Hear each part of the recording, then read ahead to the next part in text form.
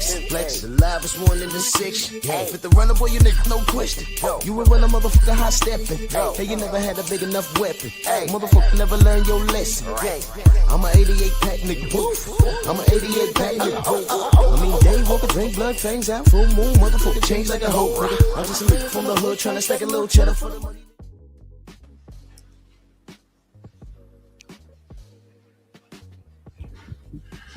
Absolutely.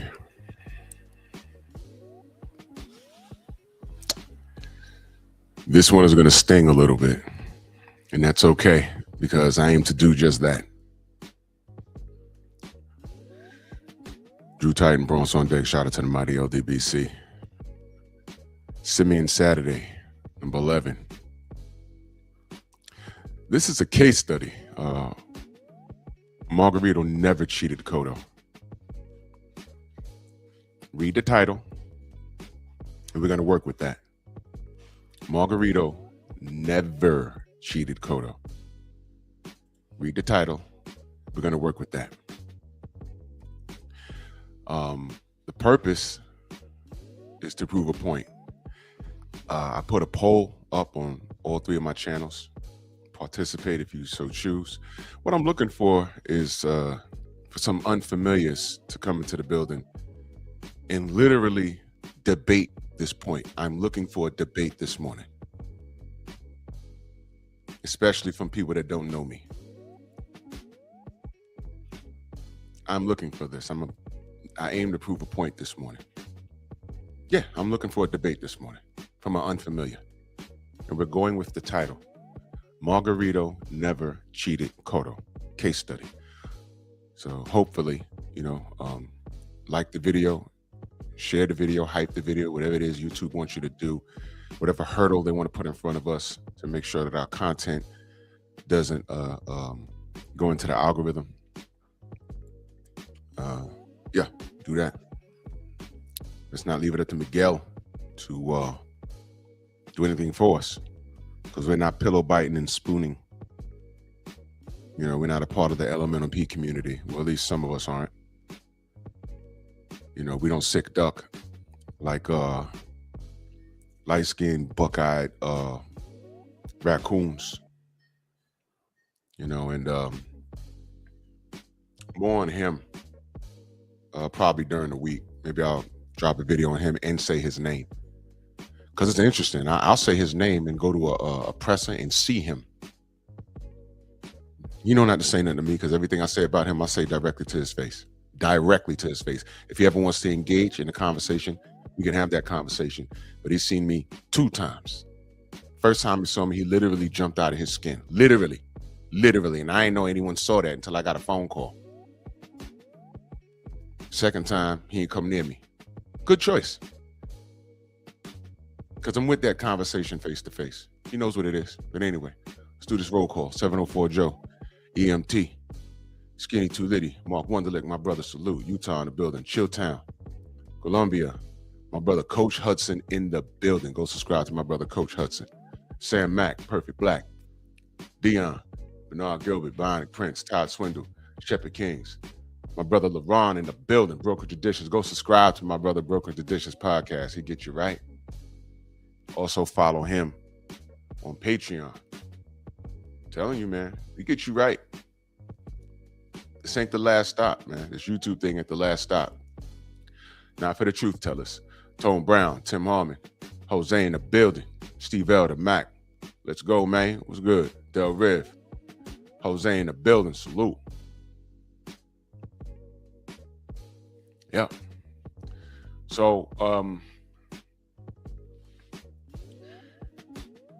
there's something called the burden of proof. Y'all know what that is? The burden of proof. Let's Google the term. I'm going to read it to you. The burden of proof is the legal obligation of a party to provide sufficient evidence to support their claim of accusation, determining who wins if evidence is inconclusive. That's what that means. You've heard it on Law and Order. You've probably been to court. You understand what that is. You understand what that means. Snacks beat, salute. Burden of proof. The burden of proof. The burden of proof. The burden of proof. What I'm looking for is an unfamiliar that reads the 88, what up, 4-ounce sniper, salute, that reads my title and gets so enraged that they come to the chat and start barking. I will then immediately drop the link and I will let them cook. I'll let them cook. Because I'm telling you right now, y'all are my regulars, but I'm telling you right now, I'm purposely going to disagree with them for the purposes of this live. Y'all already know how I feel about this. But I want an unfamiliar, Joe, what up, Joe? I want an unfamiliar to come in here, start busting shots, being belligerent, you know, Mommy Bicho and all that thing like that other clown did. By the way, that guy that said that, you know what's happened since then? Remember I told you I went to his page? And his banner was Ryan standing over Devin Haney. And this is after Ryan was proven to be a racist and a cheater. That was his banner. But then he's over here talking about what Subadel Matias was going to do. And I'm like, Subadel already ducked Devin 2 years ago. What are we talking about here? Then his thing was, oh, he's going to come back and take over. How'd that work out? You see, sometimes you don't have to lift the finger. You don't have to lift the finger. You know, I mean, you know, whatever. It's right. And what's happened to Subadel since then? And what's been going on with Devin Haney? You see, you don't have to lift the finger. I can't find that guy's channel anymore, by the way. Now, I could have been, you know, Team Petty, but I don't need to, because I'm me and that person is gone.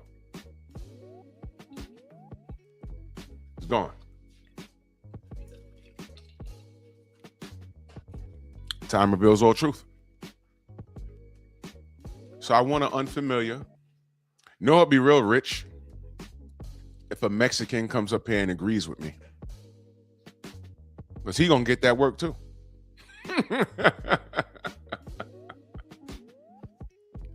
But I want a Boricua that doesn't know me to come up here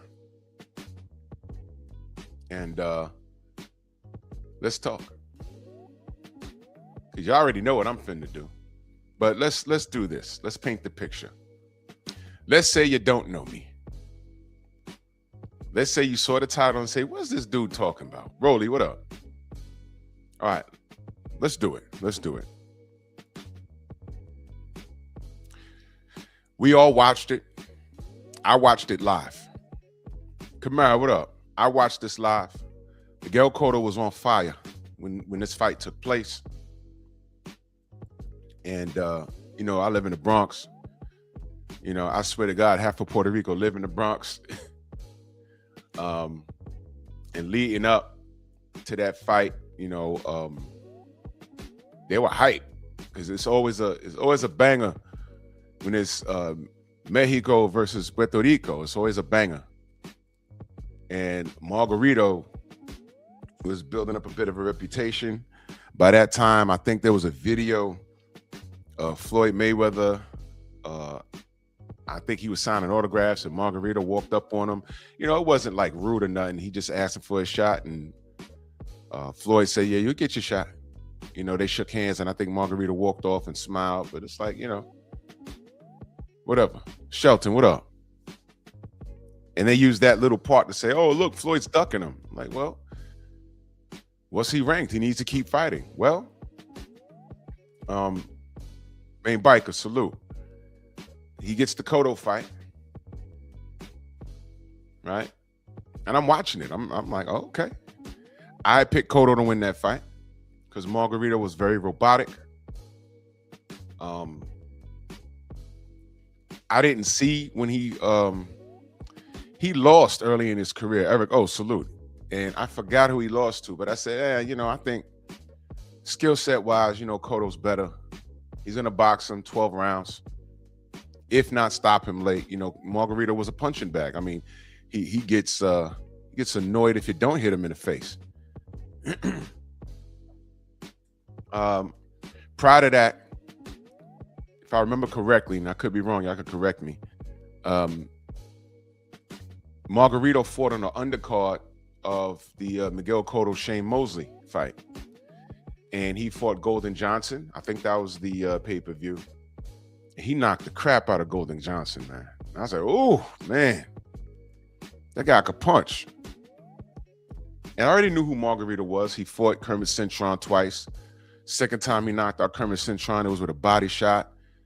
And Margarito was yelling him, get up, get up, get up, because he wanted some more smoke. And Kermit's rolling on the floor. And I'm like, damn, man, what happened to Kermit? Because I was a Kermit Cintron supporter. And, you know, I was floored. I said, well, this guy must be the truth. That's what I said. You know, then he presses Floyd Mayweather. I said, well, get that smoke. Floyd beats him, but get that smoke. But in between that, he fights Miguel Cotto. I said, he ain't gonna make it to Floyd because Cotto gonna outbox him. As a matter of fact, Cotto versus Floyd Mayweather was a fight I wanted. Isaiah, what up? That was a fight I wanted. Because, you know, at my job, you know, the Puerto Ricans were talking big. Oh, we coming to get you. We coming to get you. That's what it was. Coming to get you, meaning we're coming to get your black fighter. You know, I'm cool with that. Fine. But, you know, boxing ain't about race. I'm telling you, all the Puerto Ricans back their fighters. We coming to get you. We coming to get you. I'm like, oh, okay. Because Floyd was the man. I was like, yeah. And I like Miguel Cotto. I said, yeah, that's what I want. I think Miguel got the goods. And I've been following Miguel when he had the little curly afro. That's the Miguel Cotto. I've been following him longer than they've been following him. I said, I've been watching this dude, man. He's nice with it. He's solid. Y'all got a good one with him. He's solid. We're going to get you. I was like, okay. I don't think he's that nice. He ain't beating Floyd, but I'd like to see it. You know what I say? I've been saying that for years. I got Floyd, but we don't know. I got to see it. I got Floyd, but, you know, Miguel got that sauce. He's like that.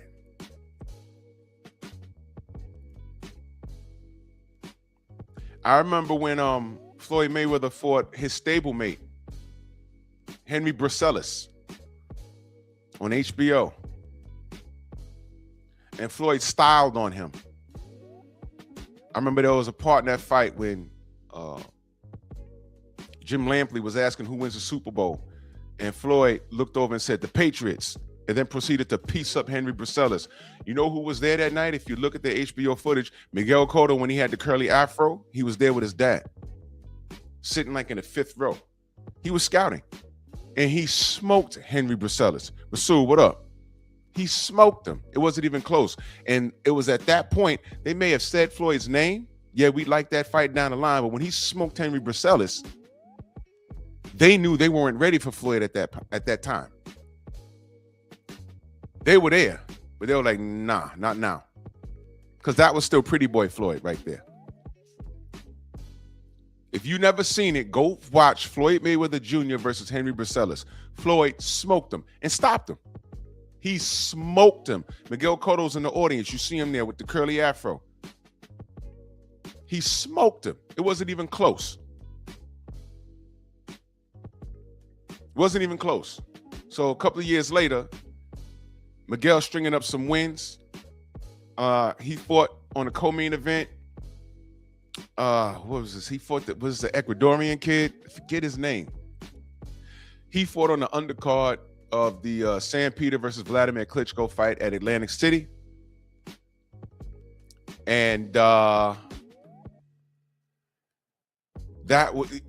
listen, there was a little bump in the road there because it was an exciting fight. And I like that fight because that was the first time you saw Miguel Cotto tested because he almost bought it. And I forget that dude's name. Because that dude incidentally was in 2 high impact fights that I can recall that I saw. He caught Miguel and Miguel started doing the boogie woogie. And I'm like, oh no. But Miguel got up, boom, boom, boom, knocked him down. He got up, boom, boom, boom, knocked him down. Back and forth, back and forth. Miguel showed grit, bit down, and stopped homie. But here was the problem. That fight happened where? In Atlantic City. The next day in the paper, they started calling Miguel Cotto the Puerto Rican Arturo Gatti. I said, that's not what he wants. That's not what he wants to be called. You don't want to be called the Puerto Rican Arturo Gatti. You don't want that. That's not what you want. That's not what you want. That's not the reputation. Arturo Gatti. Ricardo Torres, thank you, Tone. That's the guy. That's the guy. Ricardo Torres. That's the guy. Man. That was Foreman Lyle on a smaller weight class. That was crazy. I was in my crib watching that standing up like, oh, what? Oh, he's down. Oh, he's up. Oh, no, he's down. Bro. And I said, yo, man, Puerto Rico got one with this kid. I just don't like the Arturo Gatti references. I don't like that. You don't want that. No. Miguel better than that. He's way better than that. So he ran into some trouble, but he showed grit. So I said, okay, now I can say he has heart. Now I can say that. I said, Retardo, you heard that? Ricardo Torres, that's crazy. Well, he might be talking Manda Mansamusa salute. He might be talking slow now, man. Because that was crazy. What was the other fight that I saw him in? Let me see. Wait, hold on. Let me look it up for a second. Miguel Cotto.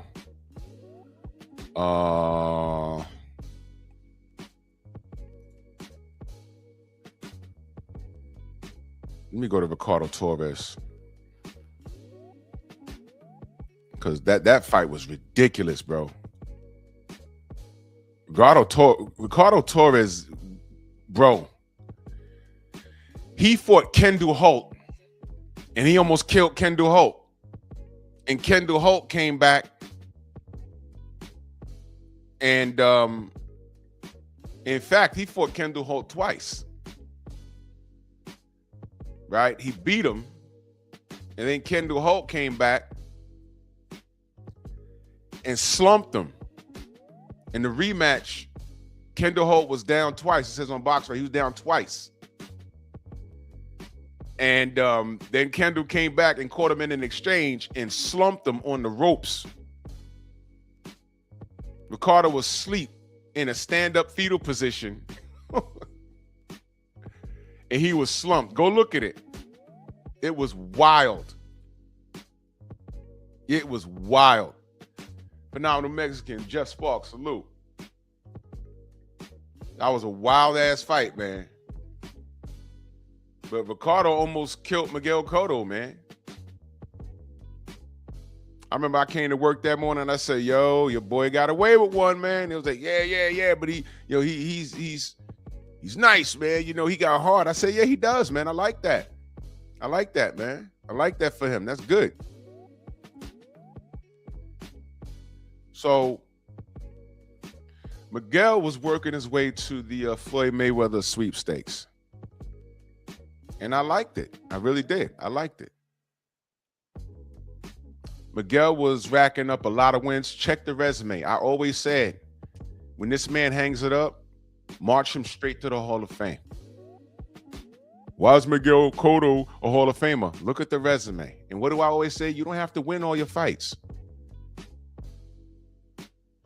But Miguel fought his contemporaries. He did. He did. So enter Antonio Margarito. Brother Jeff Sparks, salute. Enter Antonio Margarito. Margarito, they put this crown on him like he's the Mexican Ivan Drago of the welterweight division. You know, he lost to Paul Williams. He barely beat Josh Cloudy. Josh Cloudy broke his hand in that fight. And this guy was beating the crap out of everybody. But I said Miguel has tools. After the Ricardo Torres situation, I know he has the heart. And I got Miguel. cats at my job was like, yo, Miguel, we're going to do it. And then right after this, we're going to rock and roll to Floyd. We're going to beat you. You know what I had to remind them of? You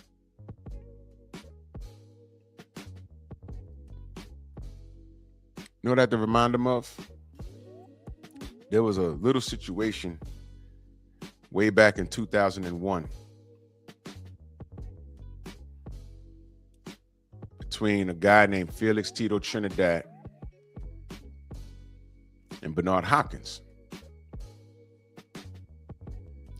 And that situation was as follows. 9/11 happened. Okay. I know because I was at work when that happened. 9/11 happened. And it pushed the fight back a week or two, if I'm not mistaken. And at MSG,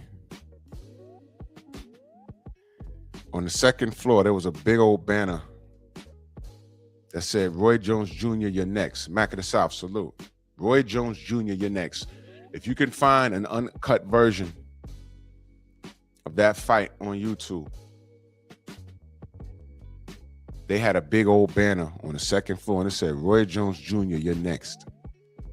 Because that's what they was talking about. He's supposed to go in there and knock out Bernard Hopkins. And Roy Jones Jr. was next. But he had to get past B-Hop. Now, here was the problem. I am immersed into the sport. I watched the sport. There was no internet for me to be on back then.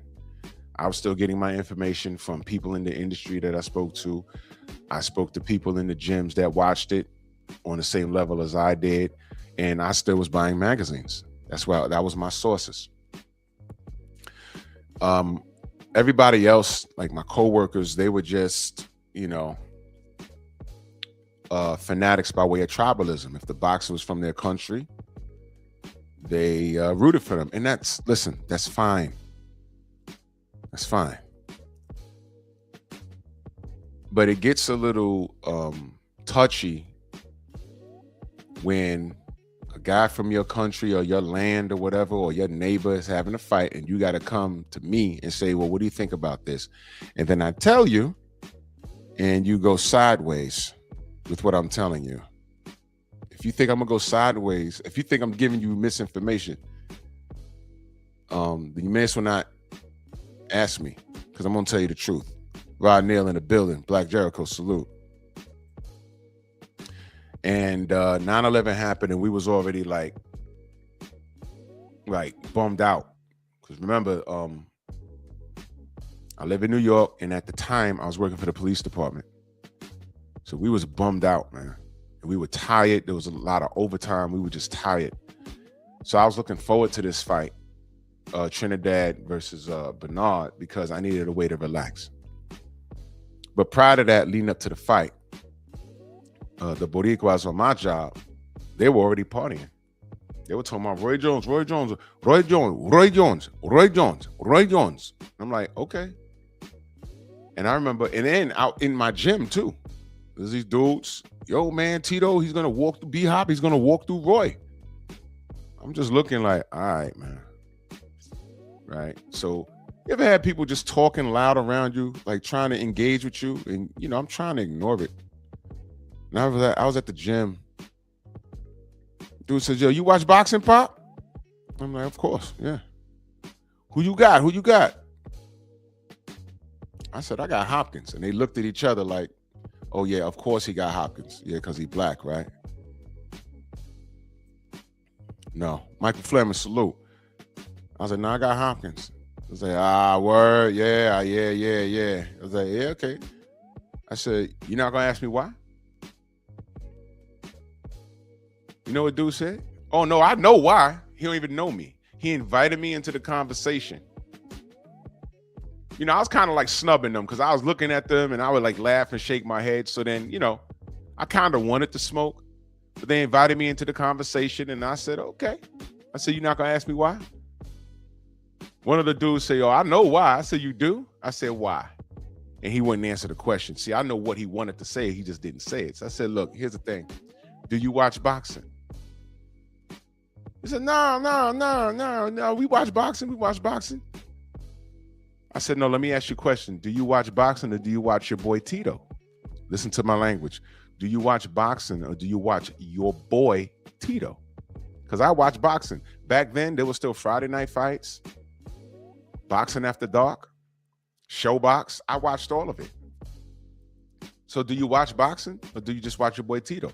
No, we watch boxing, a little something. Listen to the language. We watch boxing. Oh, yeah, Mr. Shelton, Tito's black. Tito hair nappy. He black. But I was like, okay. I said, all right, so let me ask you a question. Do you know who Bernard Hopkins is? You know the response to me was? Yeah, we know him, but it don't matter. We know him, but it don't matter. In other words, their only education in reference to Bernard Hopkins was highlights. Because once he got the Tito fight, because Bernard already had big wins in his career, but they weren't commercial wins. They were important wins, but they weren't commercial wins. Felix Trinidad is an exciting fighter, right? He had important wins, and he had a lot of commercial wins, and he had the support of his entire island. So I get it. Dragon Fang, salute. PGH, salute. So I get it. And by that time, how long was B-Hop undefeated at 160? Nobody compared him to Marvin Hagler. They did that for Gennady Golovkin, but I digress. And I said, do y'all even know who Bernard Hopkins is? Yeah, I know him, but it don't matter. I said, why? Because you just think Tito going to win because he better, right? I said, all right, well, we going to see. I said, listen, that man dangerous. That man dangerous. Then they start talking about how he lost to Roy. I said, yeah, well, that was a tough fight for Roy, but what does Roy have to do with this? With this? You feel that Tito is going to walk through Roy. And mind you, this was before Roy Jones Jr. went up to heavyweight to face John Ruiz and before the Antonio Tarver face-off. Renzo, what up? So this was Roy at 175, a.k.a. Superman. There was nobody at that time, nobody was beating Roy Jones, especially at 75. Nobody. I wanted that fight. I wanted, because Roy at 75 would have smoked Tio. It wasn't even close. He'd have stopped Tio in 4 rounds. He'd have smoked him. H-Town, salute. I appreciate you. So I wanted that fight. But then when he signed to fight B-Hop, if y'all remember, that was a tournament, a 4-man tournament. It was Bernard Hopkins and Keith Holmes.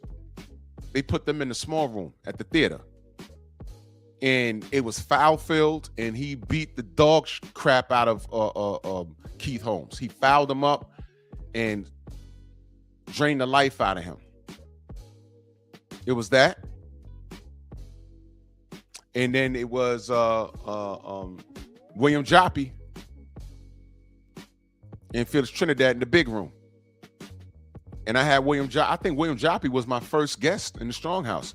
William Joppy told us that after the first knockdown, he don't remember anything. Night Train, salute, brother. He said, I don't remember anything. Well, what's the matter? And, Joppy says he thinks that Tito did something with his hand wraps. I don't want to get into that because that's not the first time I heard that behind the scenes. I don't want to get into that, but whatever. So it came down to B-Hop and Tito. And I told those guys that day in the gym, I said, look, I want the Roy Jones fight. You know what I'm saying? But unfortunately, I don't think Tito's going to make it. They're like, oh, why do you think so? I said, for the reasons I just told you. B-Hop's been undefeated for X amount of years at that weight division. Welcome down, Van Houder. Salute. Yes, sir. He's been undefeated for X amount of years at 160. He's comfortable at that weight. And he's a dog. And I said, go back and watch the Keith Holmes fight. Keith Holmes was 6'2", rangy. B-Hop closed the distance and bullied that dude. And I said, he's naturally bigger than Tito. He's going to do the same thing to Felix Trinidad, and he's going to be very confused. He's going to get frustrated. He's going to eat something. And I picked B-Hop to stop him. Those guys at my gym at that time laughed. No, you're going to see you. We'll be here Monday. That Monday, be right here. Be right here. You want to bet? I said, well, I don't know you how to bet. I said, we could bet on some push-ups, but, all right. I went to the gym that Monday, Tuesday, Wednesday, Thursday, Friday. They weren't there. They just didn't go. I wasn't going to troll them. The term trolling wasn't around back then. The purpose was to educate them. Hey, man, didn't I tell you? Now, here's what I had wrong. Ern Jordan, salute. Here's what I had wrong. The way Bernard Hopkins beat up Tito, I thought he was going to maul him. He outboxed him. Tito predicted a first-round knockout. If you go back and look, he landed that left hook and it snapped B-Hop's head sideways and nothing happened. I said, uh-oh, in for a long night. And he outboxed him. What I've learned was that Tito didn't have a plan B. If he wasn't dominating you and backing you up, you can outbox him. He whooped Tito's ass. Almost knocked him out in the 10th. Remember the hook to the body and the uppercut? Boogie Wonderland. KBG, what up? Almost knocked him out and the bell rang. Round 12, he stops him. And then they pulled the camera back and I saw that banner. Roy Jones Jr. next. And I said, well, that fight's not happening anytime soon. And that went how I said it was going to go. That fight's going to happen when both of those men are on the decline. They're only going to get together to make some money, which is exactly what happened. And Roy whooped his ass. And then revealed, I have a torn bicep. So if he wasn't injured, he'd have got him out of there. The truth is, Tito was never better than Roy. If he got past Bernard Hopkins and fought Roy at 175, that version of Roy would have smoked Tito Trinidad. But I want to get back to my point. Fast forward, years later, they're calling for Floyd Mayweather. Cotto's fan base is calling for Floyd Mayweather. Right? I told them, don't count your chickens before they hatch. Don't do that. Cotto has to keep winning. You're putting the crown on him and he still has work to do. You need to focus on what's in front of you. The Shane Mosley fight was real close, but Cotto won that. Leading up to this Margarito fight, they're saying Floyd is next after he demolishes Margarito. Delano, salute. And I said, all right. I said, look, years ago, the Boricuas at MSG had a whole banner up saying Roy Jones Jr. was next. And Bernard put the kibosh on all of that. They balled that up, and I think they left it in the garden. They didn't even take it with them. They left it on the floor up there, I think. Now's the end of that. They trolled me when Zab Judah lost to Cotto. And Zab's my guy, but I was telling them leading up to the fight. They was like, well, who you got? Who you got winning the fight? I said, I got Cotto winning that fight. It's going to be competitive. Zab's going to try and get him early with his speed and everything else, but Zab fades late. That's the truth. He fades late.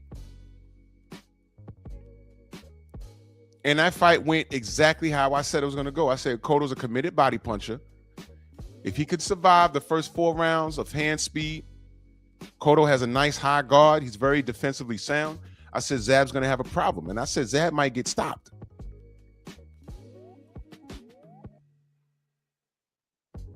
But I got Cotto in that fight. Now I'm talking boxing. What do you think they were talking about? They come to work that Monday. I'm like, okay. It went how I said it was going to go. What are we doing here? Well, you know, I'm not in my feelings about that. So I told them leading up to this Margarito fight, I said, man, this guy, have you been paying attention to Margarito? And I'm saying to myself, we've been here before. Tito got right in front of Bernard Hopkins, and y'all saying, y'all don't care, y'all don't care, y'all don't care, y'all don't care. Viva Puerto Rico, Boricua, Boricua, Boricua. And Tito got beat up and stopped. And y'all like, well, what happened? What I told you. Didn't I tell you this guy was not a game? Didn't I tell you that? All right, one day you're going to listen to me. So years later, there was only 2 guys that were still on the job with me leading up to this fight. And I looked at them. I said, see, these cats don't know. The new cats don't know. I said, didn't I tell you this? Hopkins, Trinidad, remember that? They were like, yeah. I said, this is along those same lines. I got Cotto winning, but this guy's dangerous. This guy's dangerous. That's all I said. I said, I got Cotto winning, but this guy's dangerous. You got to be careful. And that's the difference. I didn't have Felix Trinidad beating Bernard. I said I had Cotto winning this fight, but this guy's cracking. He's walking through punches. I don't know. Matter of fact, I said, don't be surprised if he popped dirty. I said that. I never thought that we'd find what we find a fight later. But more on that. My brother Rob Neal in that super chat, he said they sent Cotto sparring partner Henry Barcelos to fight Floyd. Yeah, I spoke on that before you pulled up. When they were at 140, Floyd destroyed Barcelos, and the fight didn't happen until later. Yeah, I said that right before you pulled up. It's on HBO. You can find it on YouTube. That was a fight, Rod, where the Patriots was in the Super Bowl, and Jim Lampley said, who's going to win the Super Bowl? And Floyd said, the Patriots. And then pieced up Henry with like a 4-punch combination. It was crazy. The Patriots. Bang, bang, bang. And Cotto was in the front row with the 4th or 5th row with his dad. Rest in power to his dad. Yeah. That happened. So this fight happens, and I'm saying the same thing. I said, look, I got Cotto. I didn't have Felix Trinidad against Bernard Hopkins. But I got Cotto in this. But this guy right here, these fools didn't even know about Kermit Cintron.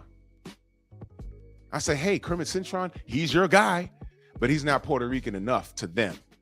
He's not from the island. I think, if I'm not, because I didn't ask Kermit when he was on my show. He's Puerto Rican. He speaks Spanish and everything. He's from Pennsylvania. I'm not sure if that's where he lives, or I don't know if he was born there, or but I think he lives there. But to get the real love, and this is from them, you got to be from their soil. It's strange to me. Look, it's strange to me. That's, whatever, man. Whatever. I'm just telling you what I've seen and what was told to me. I don't get it, but I mind my business. I'm just keeping it boxing. There's nobody black on this page. And I remember going to work. Who you got? I got Miguel. And I said, but Miguel gotta be perfect. What you mean? You can't let this guy hit him, man, because this guy's he punches slow and he got a granite chin, but he punches slow. But lately, the crap that I've seen him doing, when he's touching these people, they falling all on the floor. And I brought up Golden Johnson. And it's dangerous when these guys are just blindly rooting for their guy and not being realistic. You can root for your guy, but you got to be realistic. And I said, do you know who this guy is? And I had to remind him. I said, did you watch the whole Mosley Cotto card? Yeah, I said, on the undercard, you remember the black guy that fought the Mexican? Yeah, I said, that's him. Oh, him? Yes. You see why I get annoyed talking to people that are just fanatics of a fighter just because they're the same ethnicity or they live on their block or they're related? You see, I get annoyed. What do I tell y'all, family? People have to qualify to talk boxing with you. But at my old job, people just used to come up to me and I was the boxing guy. And then when I'm honest about my opinion, either they liked it or they didn't. Either they liked it or they didn't, man. I'm like, oh man. Just to digress on that, one of my old co-workers, I thought he was Guyanese. He wasn't. He was Pakistani. But he spoke perfect English because he was born here. He was born out in Queens. And I said, yo, you're not Guyanese? He says, no, HC Boxing Salute. He said, no, I'm Pakistani, man. My parents is from Pakistan. I was born and raised here, but I speak the language. I said, oh, man, that's a plus. He said, I said, what does that mean? He said, yeah, when every year I got a little older, we went back to Pakistan, to visit family and everything. I said, that must be dope. He says, nah, my cousins don't like me. I said, what do you mean? He said, well, I'm fake to them. Wow, what? But you speak the language perfectly. He says, they know I'm American. I speak Pakistani full. I understand it and everything. I could write it. He could write in Arabic and everything. But he says, you know how someone could be American and you can, in New York, and listen carefully, in New York, I can tell what borough you're from. It's rare I get it wrong. I know when you're from Brooklyn. I know you're from Queens. I know you're from Staten Island. I know you're from Uptown, which is Harlem. I know when you're from my borough. In America, I could pretty much, I can tell what part of America you're from. I know when you're from the South. I know when you're from the Midwest. I know when you're from California. I know when you're from Baltimore. I know. He was saying, you know how you can hear an accent? I said, yeah. He said, well, when I go there, I speak the language, but I have an accent to them. They know in 2 seconds, oh, you're American. I said, really? He said, yeah, yes. And they don't like me. I said, damn, man. So, hey, man.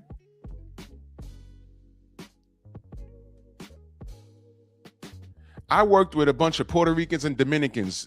Bro, when I tell you I don't understand it, I don't understand the jokes they crack on each other. Yo, Rodriguez, why you never wear socks? I was like, what is that? What's it like? Is the temperature different? Is the temperature different in Washington Heights? I'm like, what is that? What are y'all talking about? Inside jokes between the Puerto Ricans and Dominicans. I ain't got nothing to do with it. I was sitting there in dead silence. What I don't know nothing about that. That's crazy. Had one Cuban chick in there. Well, of Cuban descent. You know what the Puerto Rican said to her? Bitch, your flag backwards. I'm like, huh? Oh, the Puerto Rican flag and the Cuban flag, the colors are just reversed. What are y'all doing?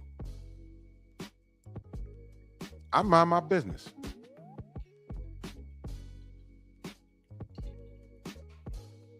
Well,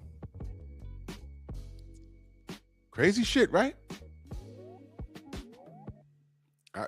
Listen, man, Biker says Dominican dudes don't like when, bro, I don't know nothing. Steve-O, salute. I don't know anything. I don't know anything. So, they came to me for their boxing knowledge, and I gave it very impartial, very unbiased.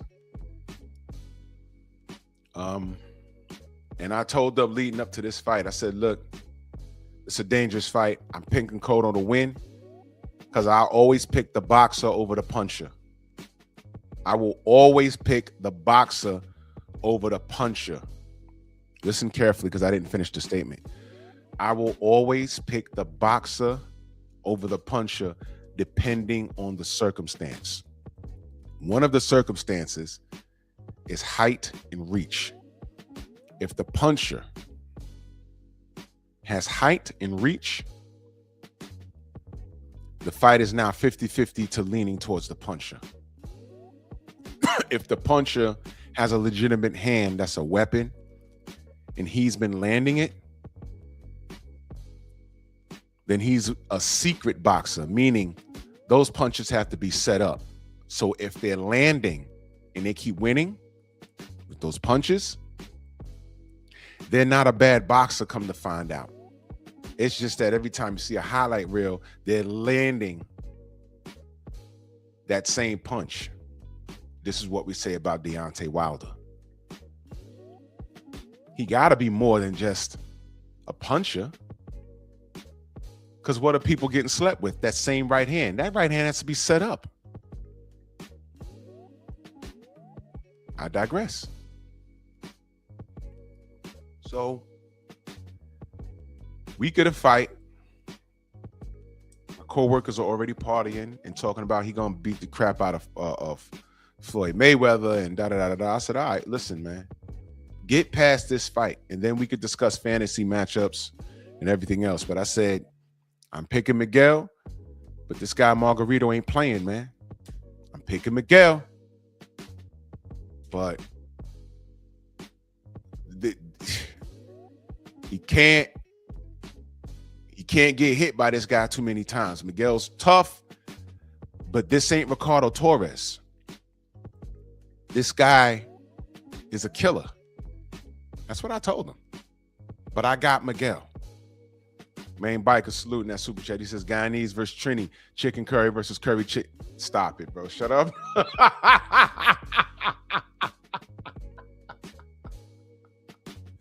Oh, that's crazy, bro. That's crazy. Nah, my boy Muhammad, because he spoke plain English. He talked like us.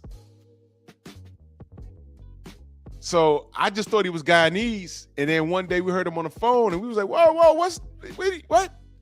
He said, man, I'm Pakistani. He said, everybody think I'm Guyanese. I said, no, my parents from Pakistan. I said, bro, you look like them. He says, I'm Pakistani. He's a shade darker than me with curly black hair. And he played ball. And he talked like us. He listened to rap music. But he's Pakistani.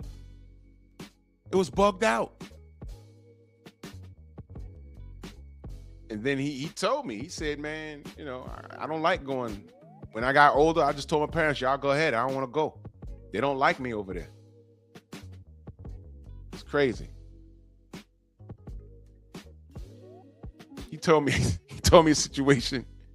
He was over there and they heard him on the phone. He was talking to his girlfriend back in the States, right?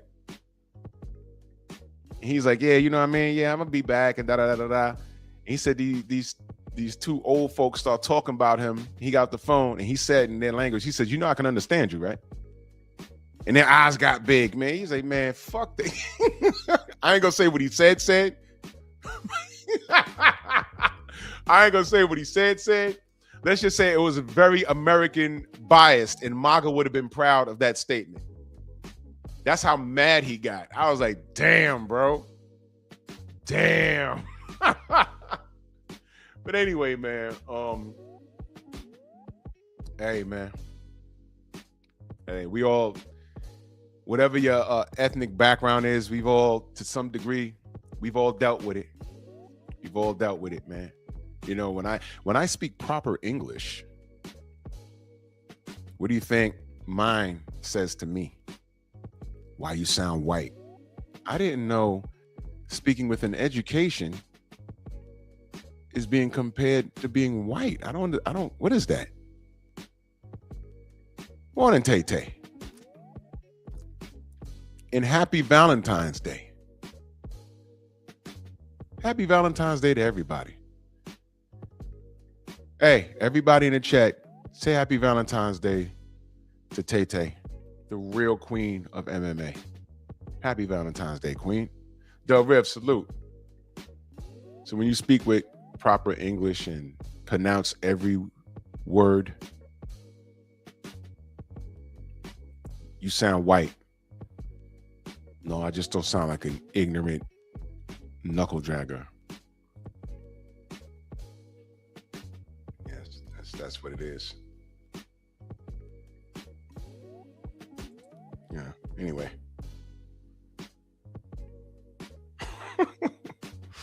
I'm an idiot. I'm an idiot, man, but I don't care. Oh man. Yeah, that's right, AC Boxing, yeah. Not a salute. Yeah, you know, that don't bother me. That don't bother me. You know. The person that says that to me, just check their rap sheet. They legitimately have a rap sheet. Legitimately, they have a rap sheet.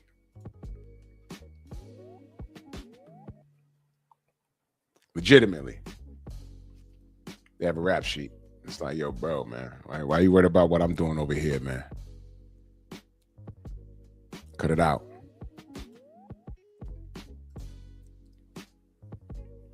I can go on and on and on and on and on. You know, I don't know, man. I'll you try and do something good for the community. Who's your biggest enemy? Negro.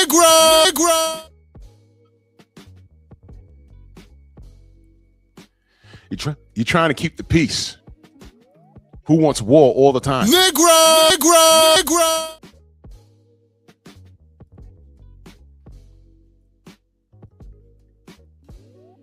You say, hey, man, I know you got like 30 pit bulls, but can you curb at least one of your dogs? Nah, you know what I mean? You know what I mean? Negro.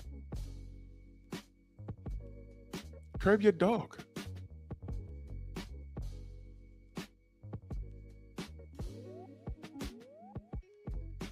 Unreal.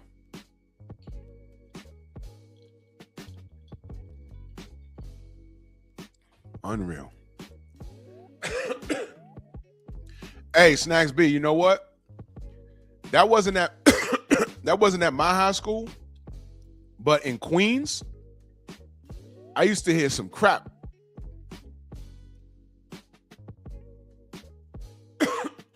In my school,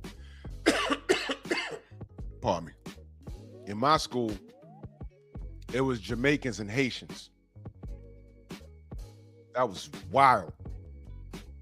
But my homeboy went, what school he went to in Queens?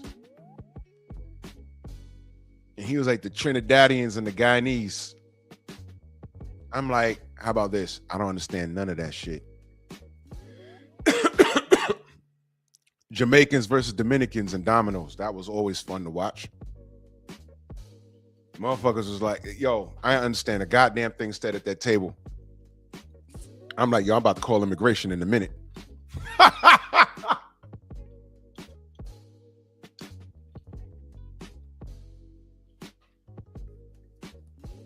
I love everybody, but I will clown them in a minute. I will clown their ass. Mr. Ishmael, salute. So let me get back on task. I told the brothers at my old job, I said, look, you got to take this guy Margarito serious. Stop worrying about Floyd Mayweather. It don't matter what you're worried about, but you're setting yourself up. It's crazy. Oh, you went to Transit Tech? Oh, okay. Oh, yeah. The Cubans on it. They're on that Domino's game too. Yes, sir, Jose. Yes, sir.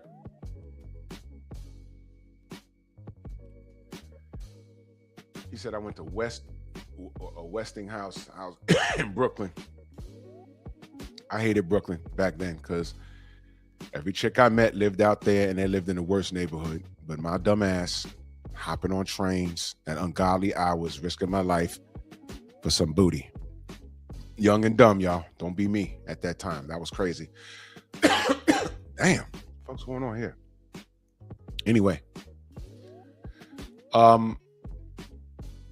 I told them you don't count out Margarito. I got him winning, but this guy's punching. So Friday, they damn near having a They're having a party already. Crazy K, salute. Oh, there it is. I don't know. I'm out the loop. I'm sorry, y'all. I'm out here coughing and shit. I'm sorry. I don't know. I'm out the loop, bro. Philip D, salute, man. I'm out the loop. I'm not in these streets. I was never in these streets. I just learned the hard way being in the wrong place at the wrong time.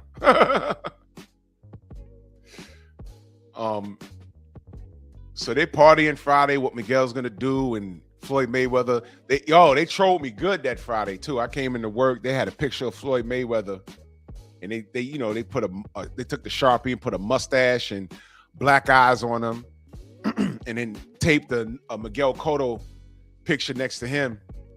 And then they wrote something in Spanish. They translated to, "I just whooped Floyd's ass." So it was on my locker. When I came in, I laughed. I said, "All right, man. It's okay." He said, "I need some tussin." Nah.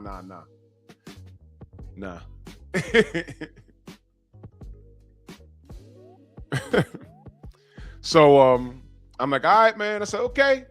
You want to get the smoke?" I said, "Now, when the fight happens, you know I want to do." Because I said, I got Miguel beating Antonio Margarito, but I got Floyd whooping Miguel. You know that, right? I said, let's see what happens come Monday, man. But I got Miguel winning. I said, I want Miguel to win because I want the Floyd fight to happen. Copper, salute. Well, so the fight happens. Y'all remember the fight? Miguel was winning. Blade Brown, salute.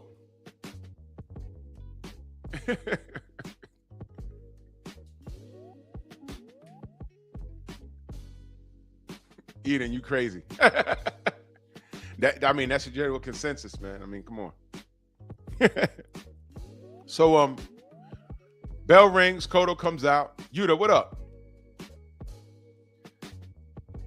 And he's boxing beautifully. Antonio Margarito, slow, head getting rocked back, but he's stalking. Miguel using lateral movement,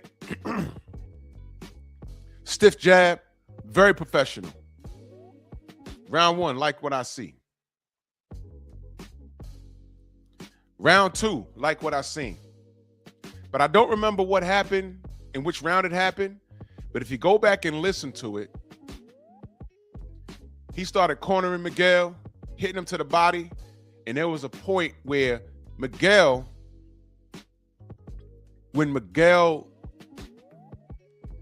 did something that wasn't exactly EMT, he wasn't comfortable in there. Margarito hit him in the body. Instead of doing what you train in the gym is to guard your body, guard your head, do some movement, tie him up. He pushed him off and literally tried to run away from him. And then you hear Max Kellerman says, "Cotto's hurt, guys." And I said, "Oh shit." And it was target practice from there on in. And as the round went on, at first I got a little smirk because I said, man, they ain't gonna like this round. But Cotto's still in the fight. I said, I'm gonna go to work Monday and talk about this round where he almost lost, but I still had Cotto winning. Family, as the fight went on, I wasn't even smiling anymore because every round that ended, Miguel's face started to look like Steakums. Y'all remember Steakums? They still even sell that? And I'm like, oh my God. And I said, man, this dude Margarito must be hitting. I said, F that. Floyd got to watch out for this. Floyd can't get touched by this. But Floyd had better defense than Miguel. He did. But I said, damn. And eventually, Stormy, salute. Eventually, I forgot what round it ended. It may have been an 11th or 12th. But Miguel was visibly effed up. And he took strategic knees. Yeah, Phenomenal Mexican. Yeah, that was the original. Miguel! If I had this back then, they'd have been mad at me. Because I'm like, ooh. And I watched it, and let me tell you something. It was the 11th. Thank you. There was nothing funny about that. There was nothing funny. But when you start taking strategic knees, you're hurt, man. Zab took the knee to Miguel. He was hurt. I said, oh, man. Oh.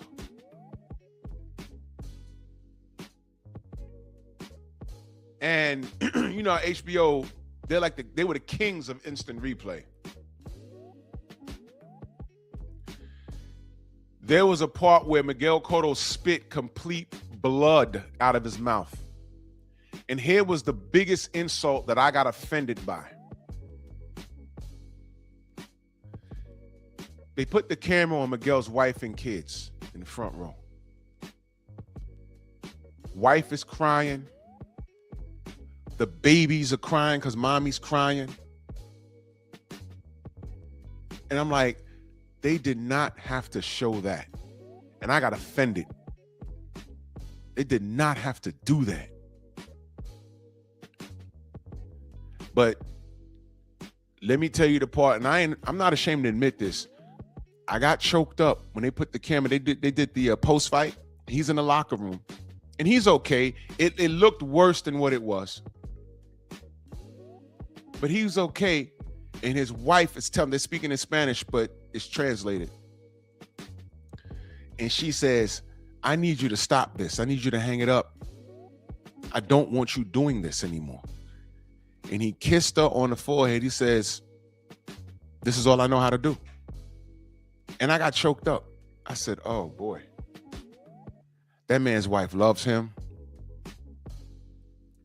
And at that moment, she was like, F money. I can't watch you go through this. I can't do it. BZ, what up? I can't do it. I can't do it. And he said, this is all I know how to do. I don't have a degree in he didn't say this, but I'm saying he don't have a degree in accounting.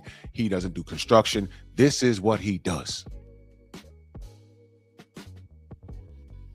And I felt like disgusting looking at that.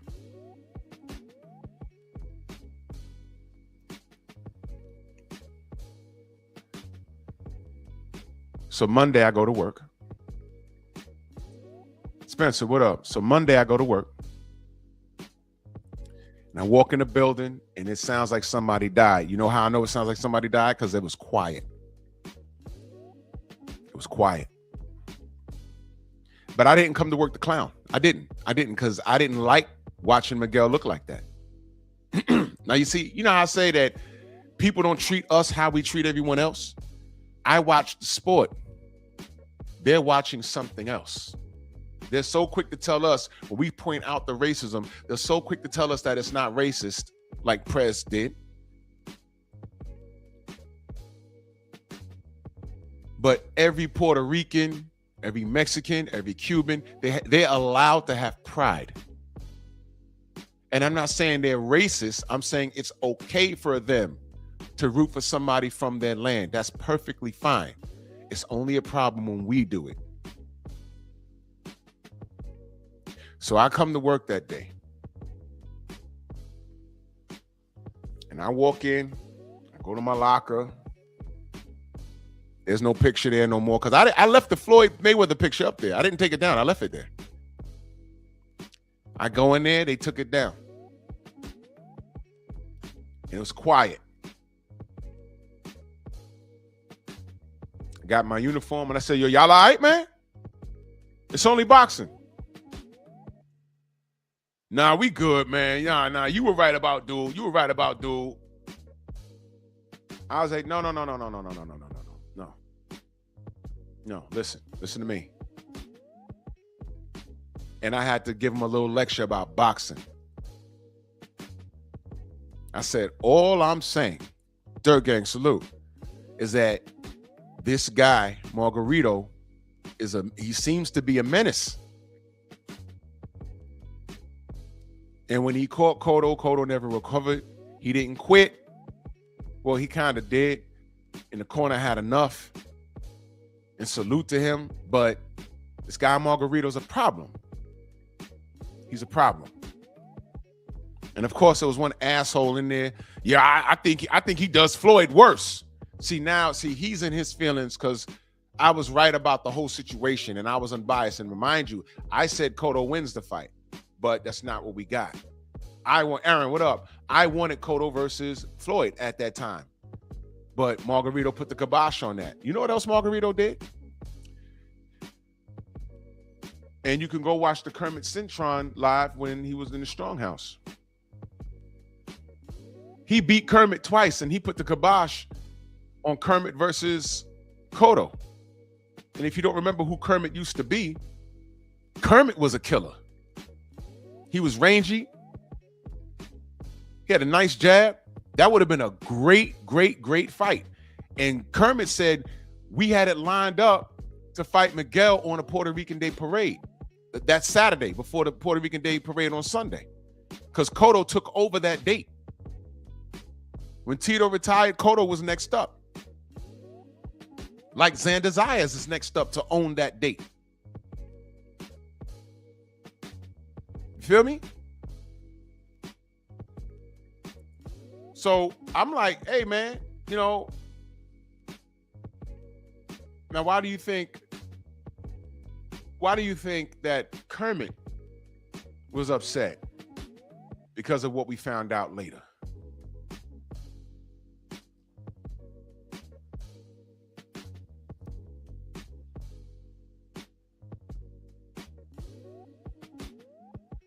Now, I did kind of bait people for this title. What I wanted was an unfamiliar to come into the chat and start beefing, in which I would drop the link and we can have a conversation. I'd let them cook. There's still time. I got some time. There's still time.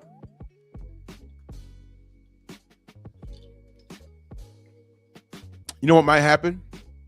When I upload the live, then YouTube will put it in the algorithm. And in the comment section, I'll start getting cursed out by some unfamiliars, and it would be a black channel to say that, and you just hate Puerto Ricans, and I'll say, hey man, you should have pulled up. State your case. That's what the live was for. That's why I'm really not going to drop the bombshell here, because I don't want to give it away. I was looking to engage with somebody that doesn't know me, who's triggered by the title, and we can have a conversation. So I'm not going to, reveal anything. I want them to think that it is what it is. Main Bike in that super chat, he says, so Shakur isn't next up to take over the PR date? Nope.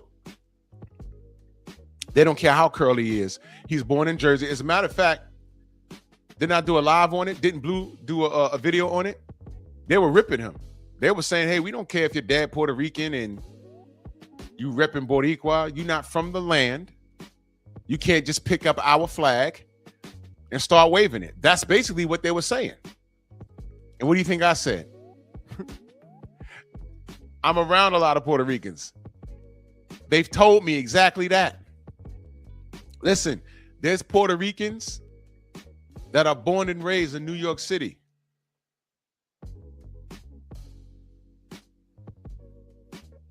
And then when they go to the island and come back, they're like, yeah, I had a good time, but they look at me different. And they speak Spanglish all the time. Here, there's New York Spanglish, and then there's Spanish from the actual island.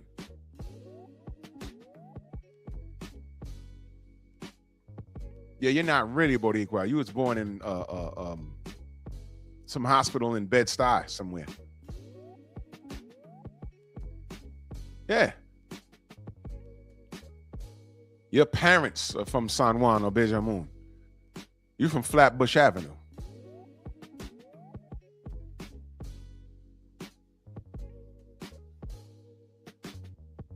So I had one clown in there talking about what Margarito's going to do to Floyd because you're mad because Cotto got his. I didn't even entertain that. I said, you know what?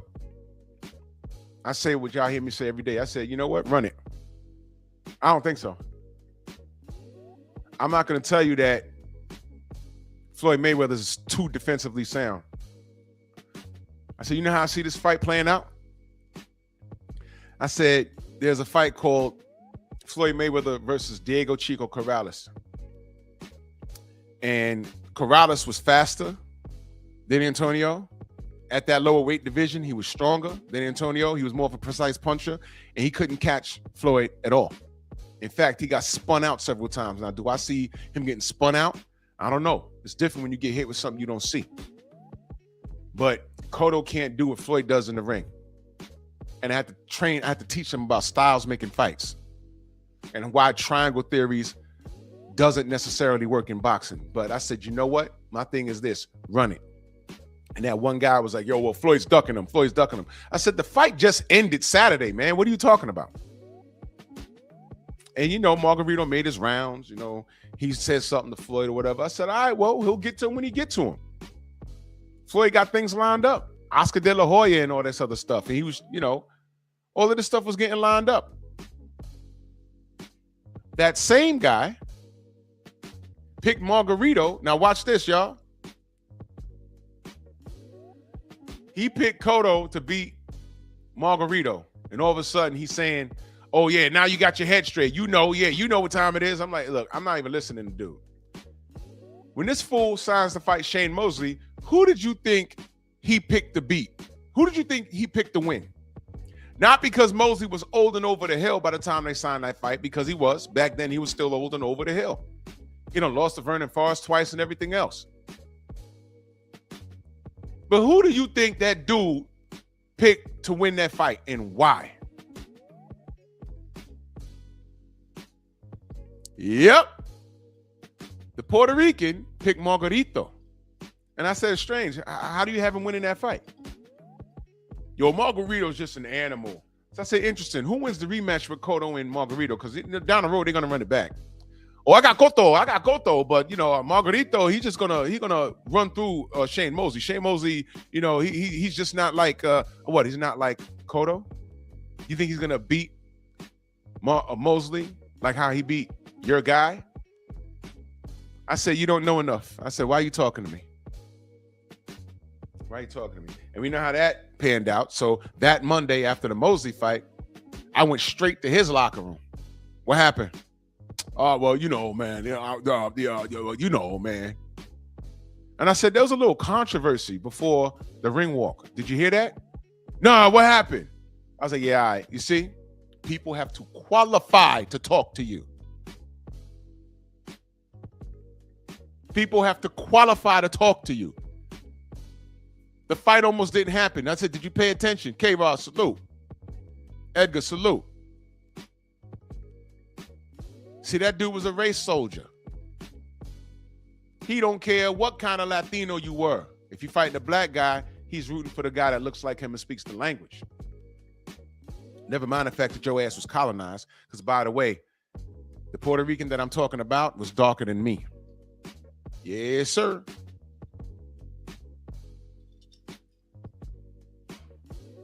It was a sight. ES, salute, Queen.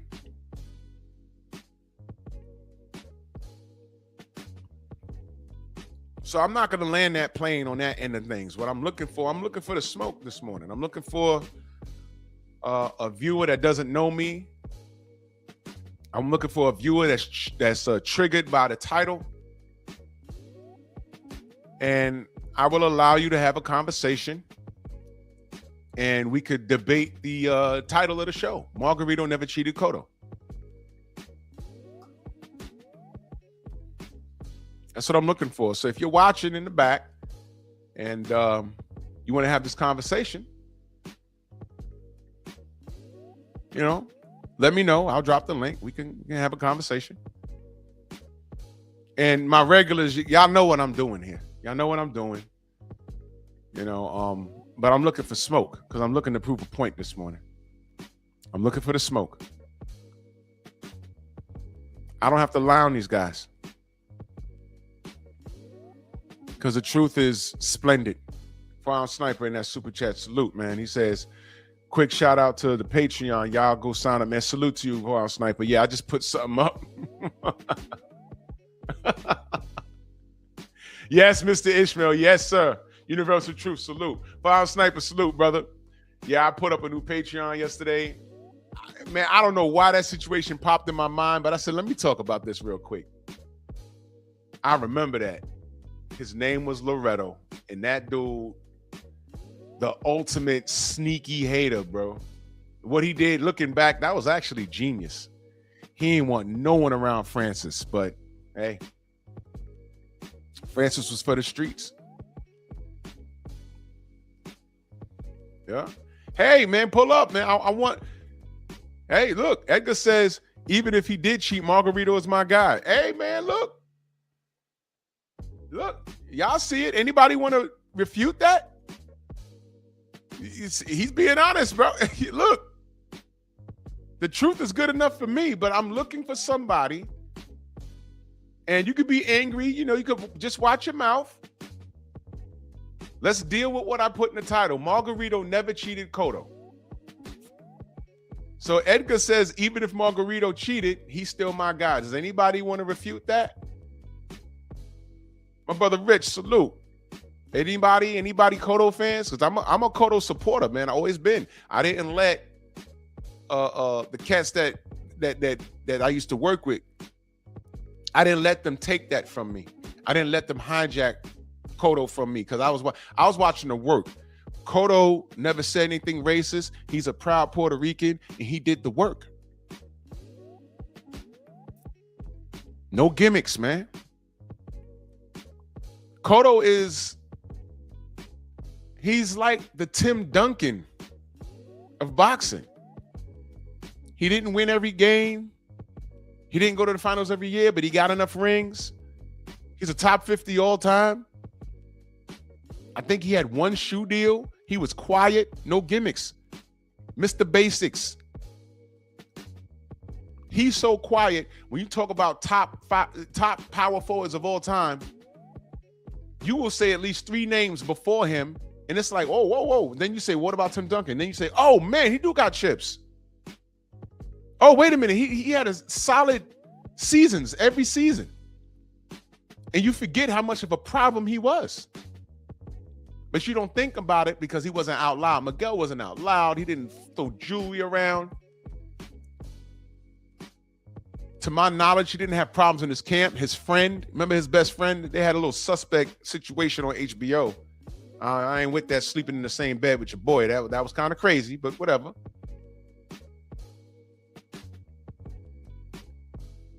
Love this dad. Brandon, what up? You know? Love this wife, the kids, nothing. He wasn't out loud. Matter of fact, when he have a fight lined up, we didn't hear from him. Miguel Cotto is one of the prototypes, and he needs to be celebrated. I said that. I said, when this man hangs it up, march him to the Hall of Fame. I'm a Miguel Cotto guy.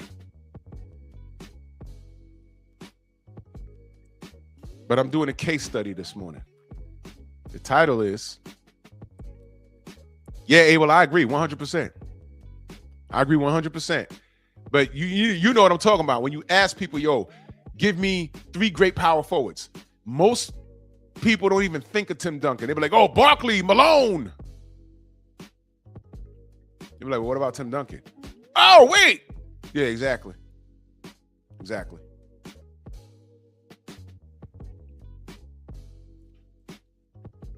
Main biker in that super chat. He says Cotto had a fro. He's black before PR. We are the bar. I said I was fucking with Miguel when he had the curly afro. Yes. Yes. Yes. So salute to Miguel, but you know, I want to deal with the case study. Margarito never cheated Cotto. And I know I wanted people to look at this and say, what? Oh, this guy's bugging. Drop the link. And I would drop the link and let you cook. and tell me something that I don't already know. That's the point this morning.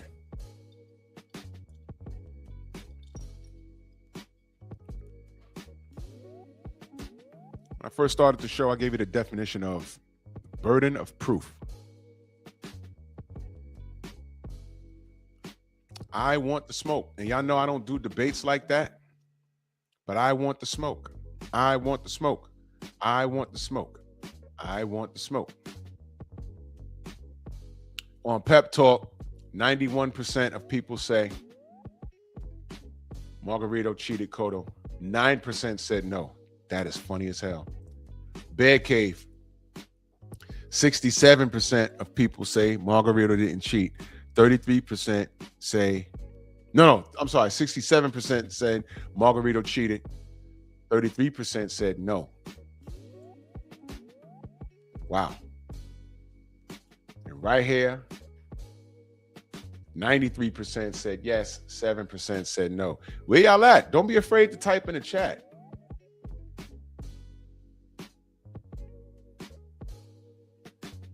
Where y'all at?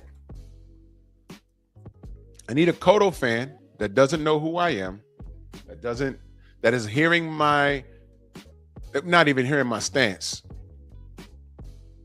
but you're reading the title. And if the title triggers you, that's my intent. Make yourself known, click the link, and let's have a conversation. I'm going to let you cook. I just have questions. I'm going to let you cook. Tell me your stance.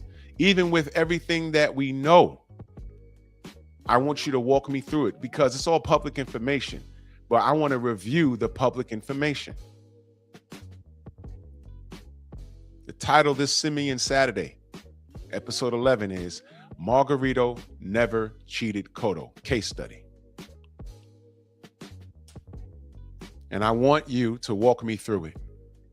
Why you don't like the title and why the title is fraudulent. Let's walk through it. Let's walk through it.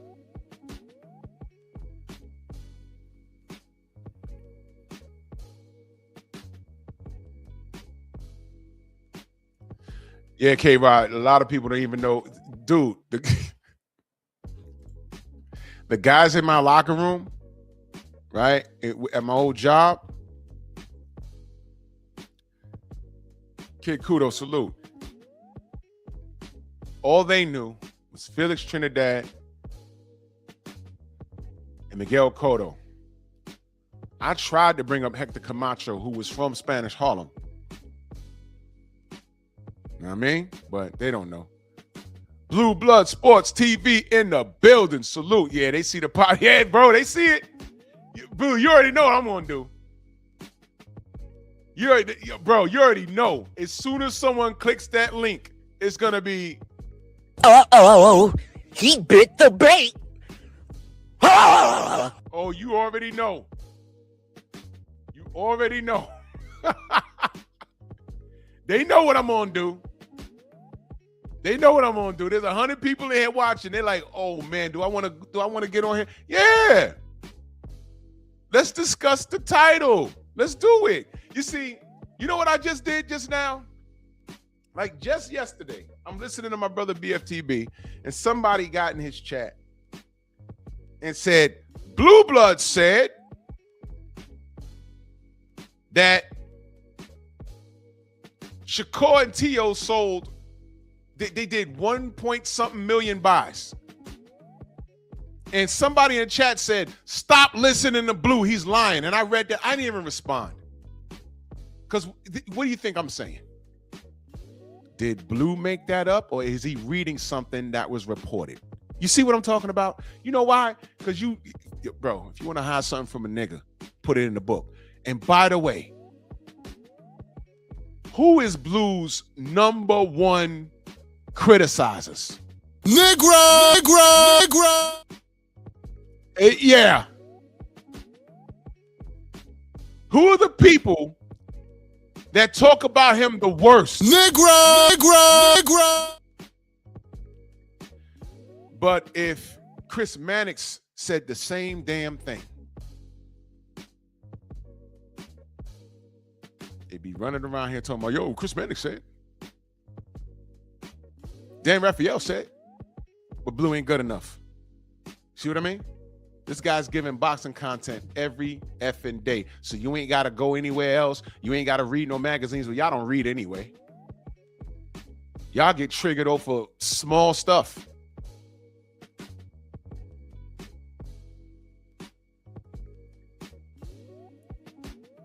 I say stop me when I'm lying. I say point out when Blue's wrong. You know what they do? They call out, oh, well, you know, you got a fight call wrong. It's boxing.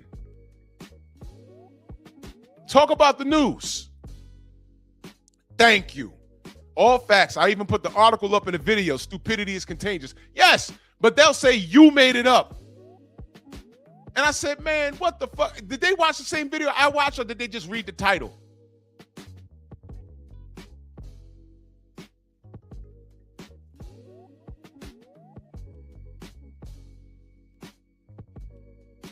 And watch this. I could put out a video today and I could just call it Splash. What am I talking about? Splash. What am I talking about? There's a movie in the 80s named Splash. It's about a chick that was a mermaid. Splash. There was a song by an R&B group back in the day called Splash. What do you think they were talking about? There was an adult film back in the day called Splash. What do you think they were talking about? I could put out a video today and say Splash. What am I talking about?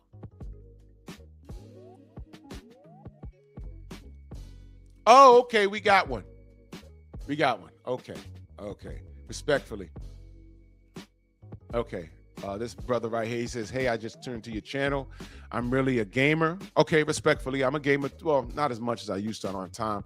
He said, but what do you mean Cotto wasn't cheated? Was he? That's the question. I'm just asking the question. I'm saying Margarito never cheated Cotto. If you have time, I can drop a link, respectfully. And I would like for you to explain how was Miguel Cotto cheated. I want you to explain it. If you're available, I would like for you to come up here and explain it. Press said he did get cheated. Okay, so that's two. So it's Dr. Minvale and Prez. I would like for you guys to both come up here and explain how he got cheated. I want you to explain it. Now, y'all are late. I just ran down the whole first fight. I picked Cotto to win, and then something happened around round 4 or 5. He said, outside on the bus, I can chat till I get on it. I'm outside already on the bus. I can chat till I get on it. Well, when will you be in a position where you can like actually click the link and have this conversation? That's what I'm looking to do this morning. This is a case study. I'm not looking to argue with anybody. I just have questions. So if you're available, I could drop the link right now. You can click on it. If you're in a place where I can hear you and state your case. Prez, you're welcome to do the same. I'm gonna drop the link and I want you to state your case. You know I run this like a courtroom, right? So, you know. I will ask you a question. 15 minutes, that's perfect. I'll still be online. And anybody else watching that wants to state your case, look at the title, and we're going to address the title. And we're going to have a conversation. And I will cross-examine you. I'm just letting you know. All right? For those of you that are familiar with the court system, you know how this works. For those of you that have watched court TV, I'm going to keep it so simple. Nah, Prez, ain't no catch. There's no catch. I actually been saying I'm going to do this for about a month now. Edgar says, I think Cotto would win the case in court. My response is, why didn't he sue? I got questions. I need everybody that has a problem with the title. You can come up and state your case. I will give you an ample amount of time. State your case, and you will be cross-examined.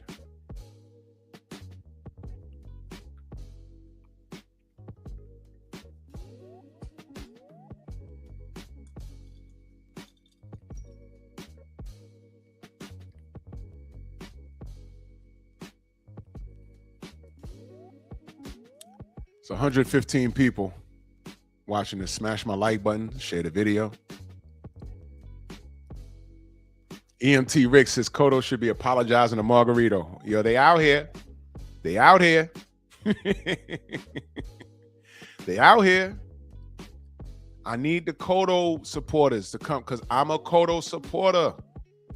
I need y'all front and center. I have questions.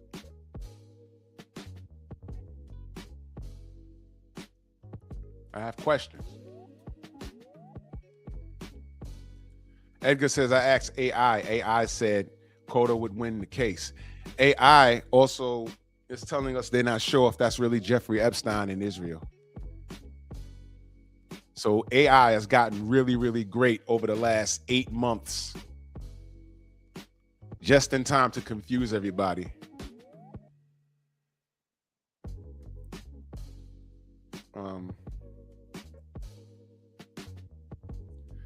SD, hey man, I'm dropping a link. I want everybody that supports Cotto to come up, and I'm going to individually ask you guys to prove your case. Hold on, don't type anything else in reference to it in the chat because I'm gonna drop a link. I'm waiting for Dr. Minville to get to a location. I'm gonna drop the link, and respectfully, individually, I want you guys to prove your case, and then I'm gonna proceed to ask you questions. And we're gonna discuss it. S. Walker in that super chat salute. He says, salutes to the chat. Great topic, because this is where there's smoke, there's fire situation, but in the court of law, it's no clear evidence of it. I'm not going to reread that. I'm not going to reread that.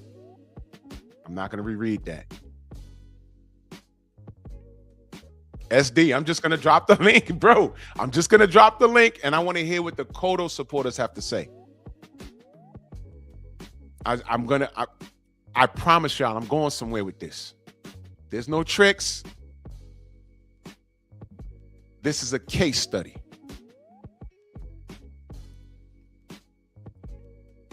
This is a case study. There's a reason why I gave you a background. I live in New York City. I'm from the Bronx.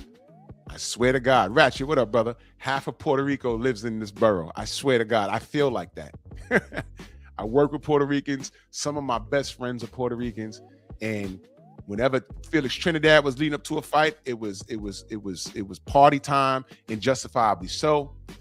Every time Cotto was lead up to a fight, no doubt, DR. No doubt. When you get to a location, let me know. I'll drop the link, and I'm gonna have all you guys. Okay, no problem, brother. I'll drop the link, and you guys can come up and just state your case. And I'm a Miguel Cotto supporter. I am. But I also understand the court system. I understand law to a degree. I'm no lawyer. This is not legal advice or anything, but we're just going to have a basic conversation. I did something at the top of the show, and when the brothers joined the panel, I'm going to read it again, but I'm individually going to ask them to prove their case. That's all. That's all. And now, mind you, everything we know about Cotto and Margarito is what? Public record. It's public record.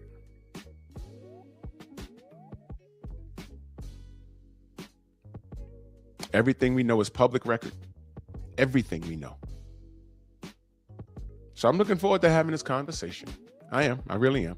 I need all Miguel Cotto fans front and center. If you're triggered by the title, that's my intent. But I would love to have this conversation, because I've had this conversation in real life dozens of times. Dozens of times. I know what I'm talking about. I know what I'm talking about.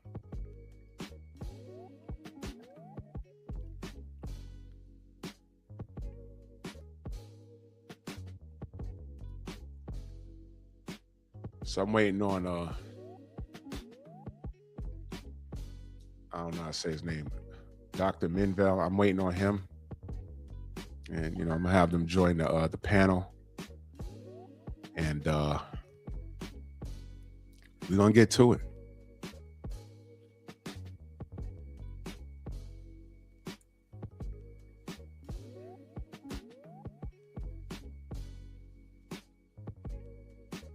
Hold on, I'm sending out a text.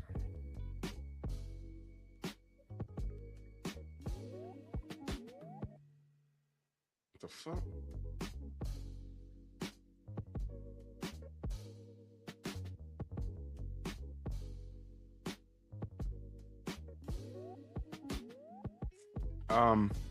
My brother Xavier just oh, okay, I'll just call it Doctor. Okay, good brother. Okay, no problem. From Boxing Scene, my brother Xavier just sent me a screenshot. I need y'all to look this up. I'm gonna look it up in a second. Garcia hit with a fine. Boxing Scene has learned that Ryan Garcia has been hit with a $5,000 fine and a warning of further disciplinary action after failing to meet the initial deadline for his 14-day WBC weight check. Huh. Breaking news.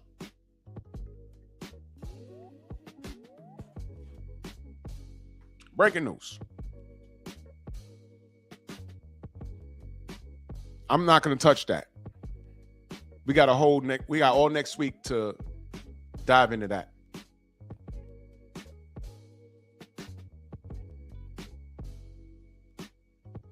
We got all next week to dive into that. So he missed the deadline. This bro, I'm not, hey, you know what? Okay. You already know what time it is. But I guess this is probably all relevant to what we're talking about here. But, I'm just waiting for our brother Doctor to pull up, and I could drop the link now, and I could have the brothers that want to talk about it, that want to defend. If you disagree with the title of the show, click the link, come up, and just state your case. If you disagree, and we know what we know already, but if you disagree with the title, click the link. You can come up. If you're an unfamiliar, I just have to ask you, turn your camera on for a moment so I know you're a real person, because I get a lot of freaks out here. Turn your camera on, and then you can turn it off. And, we can have a conversation. If you disagree with the title of the show, you can come up and state your case, because this is the conversation. The conversation is Margarito never cheated Cotto. How'd I know K-Rod was going to be up here? Let me just bring my brother up here, man. Salute, brother. Hey, how's it going, Jeff? I'm chilling, man. I'm chilling, man. Yep. What's your stance on that? Margarito never cheated Miguel Cotto. What's your stance on that? Yeah, yeah, during this time frame, like I was like super young growing up, but I thought at first like the whole cheating thing wasn't really like how should I say it? Like it didn't make any sense to me, but as I got older, like I was thinking like, okay, like Cotto, he should have known this like a little bit sooner. And Uh-huh. I think overall, it was evil for what Margarito had done in the first fight. And I Uh-huh. think, like if Toto, if he had known it a little bit sooner that Margarito was trying to shoot him, I think Toto would have pressed legal action up against him. But I just think like throughout the whole first fight, it just didn't make any sense because so many people that were defending Margarito was basically defending him just to be racist, just to say that Toto he should have been a little bit smarter. But the truth is that Margarito he's been cheating other fighters since then before fighting Cotto. So I think either way, that the whole scandal with alone just pretty much just had everything set up for Cotto just to fail himself. Okay. Well, let's not give it all away. My question is, you said that now I'm just running this like a courtroom. I'm just running this like a courtroom. Yeah. Um, you said that he cheated other fighters. Who are those fighters that he cheated? Um, yeah, like I have to go back and find the backtrack. Okay. All Yeah. right. All right. So I'm gonna come back to you, Yep. Delano. Good brother. What's going on? You on mute, brother? Damn, brother. Why you got a problem coming off mute all the time? I think Delano be on the move, bro. Damn. I want to hear what he had to say. Veneer says, salute Drew. He cheated Kermit Cintron. Well, that's what Kermit said on my panel. He said that. He said that. He sure did. He said that. I rock. Salute, brother. He sure did say that. Yeah. He sure did. And you know what? I believe him. I believe him. I believe him. But Okay. so you got Kermit Cintron. Well, I guess let me ask the brother K Rod. So knowing what we know about Antonio Margarito, would it be safe to say or wise to assume that he's done that in the past? Yeah, I would I would say so. Okay. Let me stop right there. I don't want to get too deep into this. I'm waiting for Prez to pull up and Doctor to pull up. I want like an unfamiliar Miguel Cotto fan to pull up on me. I'm really trying to trigger them. I'm really trying to trigger them specifically because I'm a Cotto supporter. But I'm hoping that this came across the virtual desk of a hard body karate Miguel Cotto fanatic, and they get all mad and start coming in here cussing me out, all kinds of mommy bicho and all that. I want that smoke. I want that smoke. I want you to come onto the panel and let's have a conversation. Prez, where you at, brother? Come on up. Come on, let's go. Let's get it. If you watch my content, you already know my stance on this. You might even know what I'm doing. But I want the smoke. Where the smoke at? I know Miguel Cotto got fans. I know he does. I'm one of them.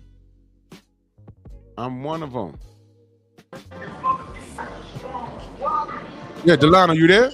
Yeah, what's up, bro? What's going on? What's man? good, bro? Morning. Morning. Yeah. Yeah, you're kind of right and wrong. I mean, on this one, I agree. I think that when Cotto fought Margarito, they wasn't his corners actually missed it. Or maybe it's legal over there where they fight. So that's why you're kind of right, where it's like, yeah, he cheated. It's just that when he fought Mosley, that Hassim just picked it up. They didn't know before Hassim picked it up. Now they're saying, Damn. oh, No, now it's legal. hold on. You gotta leave Hasim. We're talking about Cotto. We gotta leave. You gotta leave that out. Leave Nassim and Mosley out of this. We're dealing with Cotto and Margarito. Yeah, but it was most likely legal. It's just like Inouye. It's legal out there, and Now they were fighting. I think Cotto fought him in Vegas. This is stacking raps and everything. So what do you mean? Okay, so you're saying that his raps were stacked? Yeah, like similar to that. It's like similar to stacking almost. That what he was doing. It's not legal in any way, shape, or form. So, but if you did he cheat him though? Did he cheat? So he did. He cheated. Listen, he cheated Cotto. Drew. Yeah. Let's hear me out. Okay. All right. When he was fighting, he's been fighting like that for a while. I believe every fight he was fighting like that. I believe that because when I was watching, if you watch the Paul Williams fight, towards the end of the fight, if you watch the later rounds, you started hearing sudden sounds. Pap, pap, pap, pap, pap, pap. I don't recall. I recall the fight. I don't recall listening to it like that. I was listening to sudden. I was listening to the sudden shots. When you hear those sudden shots, Paul was just taking them. And Paul had built a big lead going towards the end, but that's when, like they said, the raps was going into cement mode. Okay. Cement mode, but Paul Williams was taking it, so he has been doing it for a while before he got caught. That's just my opinion. So we can speculate. We can speculate he was doing that for a while. We can speculate. I mean, it's speculation, Drew. But you remember when he fought Shane Mosley and Capiteo went to check his gloves, and they said Don't give it away. Don't give it away. Okay. Don't give it away. Okay. My bad. Like I said, we know what we know. All the facts are out. We know what we know. All the facts are out. No doubt about it. But I want to stick to my title. There's a reason why I'm doing this. I want to stick to the title. The title is, did Margarito cheat? Margarito never cheated Cotto. Well, that's the title. The only reason why I believe he did cheat Cotto is sort of like the Ryan Garcia, Rolly Romero, Devin Haney thing. He looked good in that first Cotto fight, remember? But the speculation wasn't really. Then the next fight, he lost, and he didn't look so good. Then when he fought Cotto again, he lost. So it's like right after they caught that, you went to shit. All right. Listen, here's what we're doing. Okay, when nobody's wrong. Let me just say that. Yeah, nobody's wrong. But let me ask y'all a question. Wait, hold on. Before I go any further, y'all ever been in a courtroom situation? Correct. Okay. So. Yeah, I have. Okay, so if the judge is calling you defendant and you're being cross-examined by a lawyer, if you go off of track and you don't answer the question, what do they tell you? They tell you that you're non-responsive. They don't want to talk about anything else but what they asked you. Yeah, correct. That's how I'm running. That's how I'm running this. That's how I'm running this. So the title is Margarito never cheated Cotto. We're talking about the first fight. Margarito never cheated Cotto. All right, you're right, Drew. I think you're right on that point. On that particular fight, you were right because the corners never caught it, or Margarito was probably doing it and it wasn't seeing that it was legal, but he was doing it. He probably knew he was doing it, but they never caught it. If you have to tell me probably, then that's not substantiated. Yeah, that's correct. Probably it is. I can say probably he's not. You know what I'm saying? So it's like, but it's like you can't prove the evidence because the raps are gone, everything is gone. So they can't prove it. They can't prove it. We just know that he was just beaten up pretty bad. But that's how the courts work, though. I mean, that's how the police work, though. It ain't what they know; it's what they can prove. You see what I'm saying? What they can prove, yeah. So would it be? So they don't have the evidence of the gloves of the raps. So if that's why I say you're kind of right. A Margarito fan came in here right now and said he ain't cheat Miguel, would he be wrong? No. I mean, well, what we know, I believe he cheated. Yes. Okay, but but they have a stance of fighting. Well, they didn't find him. They didn't find him not guilty. You know what I'm saying? So they didn't find it at the fight. How about this? Was there ever an investigation? No. Oh, Mm-mm. oh, Nope. okay.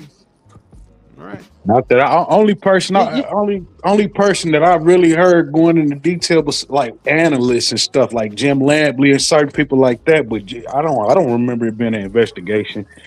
No, they just accepted it the way it was Right. until Nassim found out what he was doing, and then that's when now he's a cheater now. Okay, all right, but Cotto's corner looked at his gloves and they said, yeah, it's okay, it's fine. He's wrapping them up right, so it was legally it was all right. Then you see what happens. This is a very interesting topic. So you can't go to court for that because the man said, yeah, you checked the wraps, yeah, okay, so it wasn't okay, so there it is. The case closed. Mm-hmm. Case closed. This is a very interesting topic, and y'all already know how I feel about cheaters in boxing, and I am not a Margarito guy at all, especially knowing what we know. But as it pertains to the first Cotto fight, in fact, we can apply it to the second one too, because we know they got it right in the second fight. But my question is, how could you prove he cheated Cotto in the first fight? How could you prove it? You know what I mean? So that's why I put this triggering title in there. Margarito never cheated Cotto. I should have put prove me wrong. I should have put that. I want people to come up here thinking I'm a Cotto hater. I want that. Valuable lesson in here. Prez, where you at? Doctor said he's 6 minutes away. Okay. I'm interested in hearing what the brothers got to say this morning because this is the part of the law where it's enraging. It's enraging. This is part of the law where it's enraging. It is. This is like awful work, in my opinion. It's one of those situations where I don't like it, but I understand. One of those situations. You know, I don't like it, but I understand. Until this day, right now, Margarito will tell you I never did that. I seen him do it.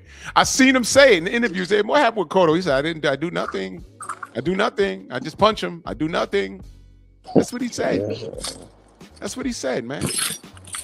That's what he said. You know, this is a slippery slope, but it's actually cut and dry to me because I understand how things work. I mean, yeah, if you go into a legal process, he's not guilty because, hey, you know, you can't find the evidence. You gotta have evidence, bro. You know. Yeah. That's the only thing. But if you asking me personally, there's no way. I mean, did he knock out any? But you have to look at his knockout ratio record after that, Mm-hmm. and then you would have to look at he hadn't been knocking anybody out. Mm-hmm. I know after that. So He you know what lost I'm his saying? next two fights. Yeah, he lost. Yeah. He lost to Pacquiao and Shane right after that. All his powers disappeared. You know, so we could look at that after the fact and say, hey, man, you know, look what happened after that, and look what happened before that. We could do that, but you know, if we're in the court of law, and I'm Margarito's lawyer, I'm saying, okay, we're not talking about that. We're talking about this fight right here. And if you can't answer the questions that I asked you, I'm gonna label you as non-responsive. We got to get you back on track. But Drew, you're right. But you know why you're right? Let me tell you why you're right. Because Cotto thought he cheated until the Mosley fight. The Mosley fight has nothing to do with the first Cotto fight. Yeah, Drew, hear me out. But before when I they understand. fought, I'm just telling you how it would go in the courtroom. I'm not saying you're wrong, Delano. yeah. But No, this is I know what how you're saying. I hear this what is you're how this is how a lawyer would try and eat y'all alive. Yeah, correct. You know, Correct. Yeah, that's right, because there's no evidence there. The raps are not there. The raps are not there. Nothing. He has nothing to prove that he cheated Margarito. But like I said, after that fight was over, they thought squarely he lost. Cotto thought he just lost to Margarito. He's a punter. Nobody said nothing. So he's past that. You can't use that against him now. But us as fans know, hey, wait a minute. This dude has been doing this for a while, man. And if he did that with the Mosley fight, that's it. There he is, my brother Thomas. What's good, bro? Yo, what's good, man? Salute Boricua! Yeah, what's up, Peter? You're a funny guy, man. You're a real funny guy, bro. Yo, I don't even know how to respond to that. Well, I'm just gonna say a few things. I mean, technically, just based on box rec and history, because they never overturned everything. You know, he never cheated. Right, we have to go by what we saw, and we have to go by what history told us as far as Margarito's concerned. But I want to go back to because I know we're not going to talk about the Shane Mosley and how they caught it they caught it the first time, which really wasn't the first time, which is what we learned. Cotto's team obviously messed up. Cintron's teams messed up. A lot of teams messed up as far as not checking his Margarito's gloves and checking the hand wraps. They missed it because two things. So one, Cotto did provide evidence after the fact. There was still frame shots, and that was a big thing. And you could see there was cracks in the gloves where in the hand wraps, which you've never seen before. Right? That's not the hand wraps are not supposed to crack the way they crack. Like that was disgusting work, by the way. You know what I'm saying? So Cotto did provide that evidence, but it didn't matter. I guess it was after the fact or whatever, because at the end of the day, it still counts as a loss for Cotto and a win for Margarito. But I will say this, because I've interviewed a bunch of people and I speak to a lot of people behind the scenes, and I spoke to Stitch Duran. Now Stitch Duran, is a famous cut man, right? But he also wraps hands, and he's been in tons of different locker rooms and tons of fights, right? And he told us that he does believe that Margarito and his trainer, I can't remember who his trainer was, the person that wrapped his hand cheated, because he said that he always noticed what they did before every fight. Nobody ever picked up on it, because I guess he's seen Robert Garcia. when Margarito used to get a hands wrap. So Stitch says that usually when a guy does the hand wraps, he takes out all the equipment out of the bag or whatever, and it's on the table. And it's from hand to table, you know what I'm saying? Meaning like, to the tape, the gauze, you know what I'm saying? When we're wrapping the hands. The regular protocol shit. Yeah, what was that? I said the regular shit, regular stuff. Regular stuff. But when they would wrap Margarito's hands, it would always be from the bag to the hand, from the bag to the hand. And this is Stitch Duran. Stitch Duran told us this like a couple years ago when we interviewed him. He said, it was never weird. It's like if you're gonna wrap the hands or do anything, everything needs to be on the table, visible. But it was always from the bag to the hand, to the hand. So that's another thing out there where red flag. That was a red flag. People may not know. Hold on. Bulls. He says Nassim Richardson tamper with evidence. Bro, you gotta click the link, bro. You gotta come up here. I have questions. Hello, my people. Yeah, I so never heard about but with that being said, I know what you're doing, Drew, and that's why it's funny. And I didn't really feel the need to come up, but I just wanted to, because Lana was saying, they didn't, they can't say anything until after the fact, but and that they didn't have evidence. Well, Cotto, they did provide evidence, but it was after the fact. You know what I'm saying? And I don't think Delano and a lot of people know that they pushed that by the proof and evidence that he did cheat against him. And I truly believe he cheated against Cintron, especially the second fight, because if you look at Cintron's, like in the beginning of that fight, Cintron looked good in those first couple rounds. Margarito he's a known cheater. He's a known cheater. So. Yeah. But real quick, but if you look at that, you see the facial expressions Cintron made. You know what I'm saying? When he got hit and hit to the body, remember when Cintron was something on the floor at the end of that fight? You said what, Drew? You remember when he was rolling on the floor? Yes. Uh-huh. Yeah, he weapons. But Yeah, see, crazy, and crazy, that's what they were crazy. saying about the hand wraps and the stuff that he had. They said later on in the fight, the shit gets harder. Yeah. So toward the Yes. back end of the fight, Yeah, his but hits what? get harder. But what did they mean that he did not cheat? Okay. All right. All right. So, okay. The He doctor's on the late. panel. Yeah, Doctor's he on the late. panel. Okay, this is great. Okay, this is great. Salute, doctor. How are you? Good morning. Good morning. Pretty brother. good, pretty good. Excellent. Okay. All right. So I'm gonna give you the floor. I'm gonna put everybody on mute. It's just gonna be me and Doctor talking. So, Doctor, I want to address the title of my of the live this morning. It says Margarito never cheated Cotto. Yes, sir. I see that. That's why I entered the chat because my mom. Oh man, he felt what the hell? Okay, wait for him to come back for a second.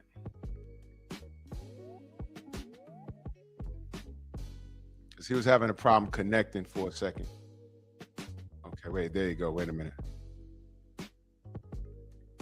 Hold on. You there? Hello. Yeah, you can hear me? Okay. Oh shit. Okay, you can hear me now? You can hear? Hello. Yeah, we can hear you. We can hear you. Hello. You can hear us? Hello, hello? Can you hear? Sham it? Damn it. All right, he had to go out and come back in. I think he's on the move.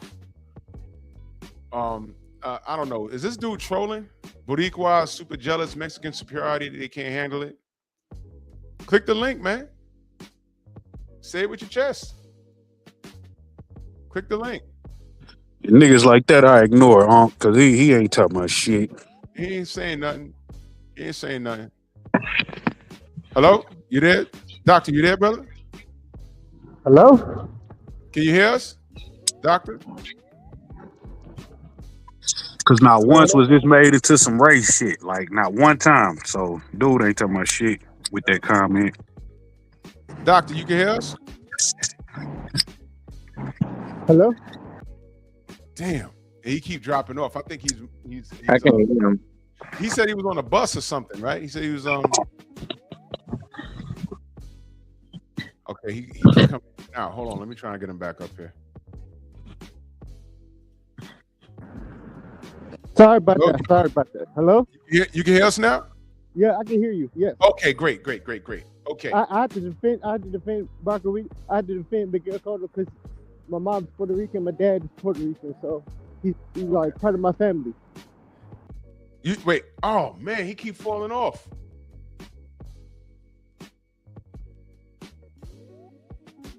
Hey, Bulbos, one more outburst like that. If you're not joining the panel, we're gonna block you. Seriously, don't do that. That guy's an idiot because I say like. We keep on closing. We keep on closing out the chat for some reason. I don't know what's going on.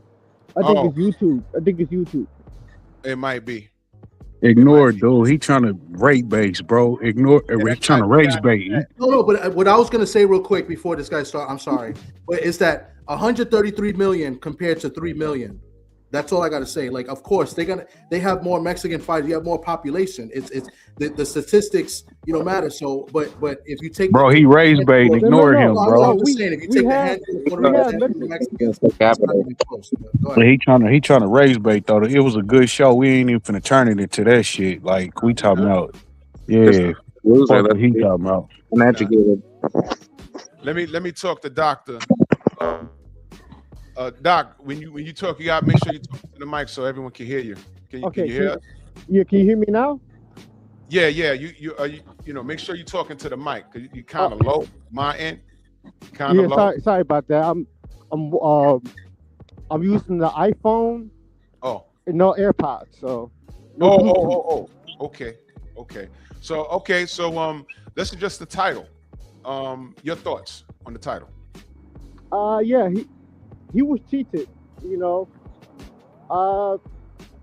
was multiple incidents where Margarito's gloves was hurting, and it was unusable for humans. So. Okay. I'm gonna act in defense of Antonio Margarito. I'm gonna act. Okay. Okay. So Margarito is accused of cheating Miguel Cotto in their first fight. Yes. What proof do you have in reference to that fight? The gloves and the hardened wraps. What wraps? They was caught in the first fight after the different trainer has caught him with the gloves, and he tried to put it to the commission, and the commission told him he was a liar, and it was multiple times that the commission don't protect the fighters. All right, wait a minute. We're talking about the first fight. We're not talking about anything else but that fight. Yes. You're alleging that Margarito cheated Miguel Cotto, and you talked about gloves. Yes. It was his gloves. Every single time that he would hit Cotto, his face would be bloodening up and it would be swollen up. So damage. So is it reasonable to say that when fighters fight, there can be a level of damage that a fighter could sustain during a boxing match? Yes or no? Yes, that occurred. Okay. So you're alleging that Antonio Margarito manipulated the gloves? Yes. It was Okay. it was Okay. Where are those gloves right now?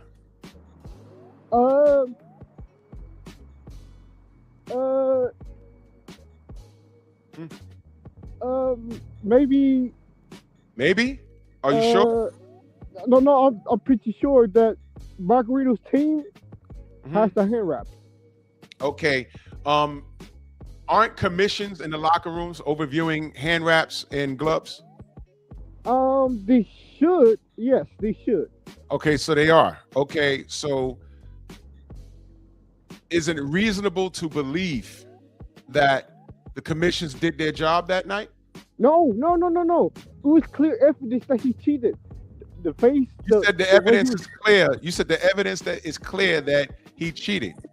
Yes. Okay, so if it was clear that he cheated, wouldn't Margarito have been suspended? Wouldn't Margarito have been wouldn't have been brought to that attention? Yeah. He was suspended for 4 years. And then Manny Pacquiao fought him. Wait. We're only dealing with the Margarito Cotto fight. We're not talking about anything else. Oh. I thought he was suspended. No. The title of the show is Margarito Never Cheated Cotto. We're talking about the first fight. Yeah. The first fight. What I'm asking you is, I'm acting like I'm his defense attorney. Oh, Now okay. we know what we know, but we're talking about the first fight. We're talking about as it pertains to the first fight. I'm saying Margarito never cheated Cotto, and your job is to prove your case. You mentioned gloves. I asked you where the gloves are. You don't know where they are. I asked you about hand wraps. Well, I didn't ask you about the hand wraps. Where are the hand wraps? They should be with Margarito's team, along with the gloves. So the commission's okayed the gloves, signed off on it. The commission's okayed the hand wraps, signed off on it.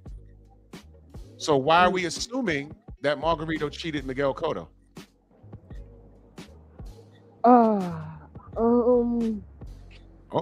It was multiple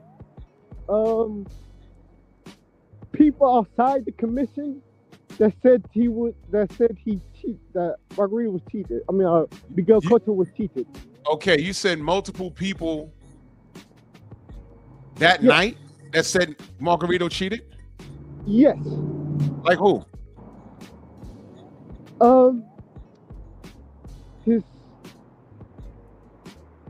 would say his camp. His camp? Yes. So when the fight ended, Cotto's camp said Margarito cheated when the fight ended? Not his camp, his wife. I'm sorry. His wife said that. Okay, so is it okay? So you're saying that Cotto's team blew the whistle on Margarito that night? Yes. Okay, so He what was talked to the commission about it, but the commission did not do anything about it. So he told the commission Yes, that I got cheated that night, and the commission did nothing. did nothing. Did nothing. No. Can you prove that?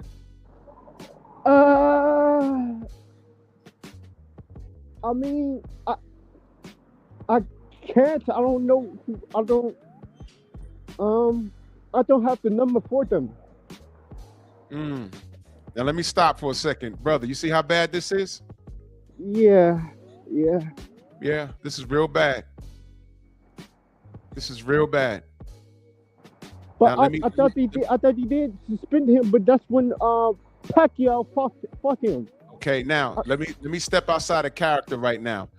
In a court of law, I just ate you alive. Yes, sir, you did. Yes, sir. And you know what sucks? We know what we know. Because we can connect the dots. We can connect the dots. We know what we know. Shower, salute, queen. We know what we know. But we can connect the dots. When you're in the court of law and they make you stick to the topic, they don't want to talk about anything else but that fight. So everything else is irrelevant. And the sad fact is, in reference to that first fight, Margarito was never caught. That's why when you go to Mike and Margarito's face and ask him about that first fight, he's going to smile and laugh and say, I never did anything. Just like a lot of people, they don't know that when Miguel Cotto fought Manny Pacquiao, Miguel Cotto, he was drained. He was drained that night. He could not level up for some reason, but nobody ever talks about this. I talk about it. You said you just found my channel. I talk about that all the time. One of the things I say about Miguel is that he has 2 losses on his record that shouldn't be there. One is Margarito 1. The other one is Manny Pacquiao. I always talk about that. He was never the same. He was never the same. I mean, at that time, Pacquiao was the catchweight king. Catchweight king, he sure was. Oh yes. Catchweight king. Like 144, one like 146. He was. Everybody was on the catchweight. He wouldn't let opponents move up to 147 completely. Yeah. Now, I mean, I really wanted a Cotto defender to come up here. I tried. Yeah, I know. And listen, I'm not saying you're wrong because you know what we know. You're not wrong. That's the thing. You're not wrong because we know. We have this special talent that is coming. His name is Keith Cologne. I don't know if you Keith Cologne. Yeah. Keith Cologne. Yeah. Yep. Next star. Yeah. Keith Cologne, man. That's the man right there. But Xander Zayas, he don't fight with Haney, but we don't call him a fighter. We call him a coward, though. Anybody that from this country that don't want to fight, anybody that's like said to the name that's fighting is truly a coward. We are born to fight any man or anything that stands in our way. Now that only applies to Americans. When our American fighters say something, we cowards. If they call us out or something, though, you simply we cowards. But when we do it, we clout chasing, and it's so yeah. Nah. Oh no. This guy, Bull Boost Boxing Academy says Margarito beat the brakes off of him. What you mean? It shouldn't be a loss. Well, first of all, oh no. First of all, I disagree with crazy. that. It's crazy talk. But Crazy. what I'm saying is, there's something called burden of proof, and it's unfortunate. So, Bull Boost Boxing Academy, if you'd like to join the panel, let me know. I'll drop a link. You can come up here and we can have this conversation. I'm open for it. But what do I tell you? At the top of the show, I explained what the burden of proof means. I gave you the definition. But even when you have proof, people still make fun of fighters. Oh, I know. It's kind of like how they was doing Haney, but he was caught I don't care what percentage it was. It was still not. It was still not acceptable. Mhm. Now, I'm It, looking it was. for the Cotto fans that disagree with what I just said. That's what I'm looking for. I'm looking for the Cotto fans that's looking to disagree with me with the title. And I'm showing y'all how goofed up boxing is. I'm showing y'all how goofed up it is. Bull boost boxing. You know what's strange? I don't see you. Oh wait, there you go. Wait a minute. People is weird. People is weird on the internet. Yeah, So yeah, I don't pay people no mind. no. But your channel is pretty good. I mean, got- you know, some people do what we call drive-bys. They come by and they say something to try and rage bait. I feel that. They try and rage bait, but you know that don't work here. No, it don't. That don't work here. How you feel about him getting a title shot after losing? Wait, say that one more time. How you feel about him getting a title shot after losing? Who? Ryan Garcia? Yeah. Oh man, now that guy. Here's what I want you to do. I did 2 live streams yesterday, where I broke down the interview with Chris Mannix and Mauricio Simian. Oh, that guy's a joke. That guy's a joke. Yeah, and he explained he takes money. He takes too much money. What does he mean? Somebody makes $3 million. He had to pay $300. That don't make any sense. He pretty much said that the rankings in the WBC is a popularity contest. He justified Conor Ben being in the rankings. He justified Ryan Garcia losing a fight at 140 and jumping 15 people to straight up get a title shot. He justified it by way of popularity. The WBC is a joke, and I can't wait for Zuffa to destroy them. Throw that green belt, the vomit green belt, in the trash. Mauricio Simian is a joke. The rankings there is a joke, and everybody in those rankings should just simply get out of it. I like Zuffa boxing, but you have to add the Muhammad Ali Act to protect fighters. Yeah. If there's no Muhammad Ali Act, no boxer needs to participate, because they could cheat, they could not enroll, they can do a lot of things that. I mean, but with that, you got to know what you sign. You got to know what you signing though. With that, you know, you got to read the fine print. You know. Yes, but a lot of boxers, even from where I'm at, they don't have the intelligence properly look at the contract. Whose fault is that though? There's only a few fighters today that have the smarts to look at proper paperwork before fighting. What you saying is true, but whose fault is that? These are grown men. You know, they got to know what they signing. Yeah, and that comes and to add to that goes with having a good. But you have to think about team. you have to think about it like if you ain't got a good team around you, then they gonna let you sign up for some bullshit. You know. Yeah, and you know, Doctor, I personally know Keith Cologne. Like he's a friend of mine. His father's a friend of mine, and I rock with him. And they have a good team. And he was the first one to tell me about Zuffa and what they do, because I had a fighter here in the Bronx that was about to sign with Zuffa. And he backed out of it. So having a good team is very important. Yes, you know, yes. Wow. What's your name?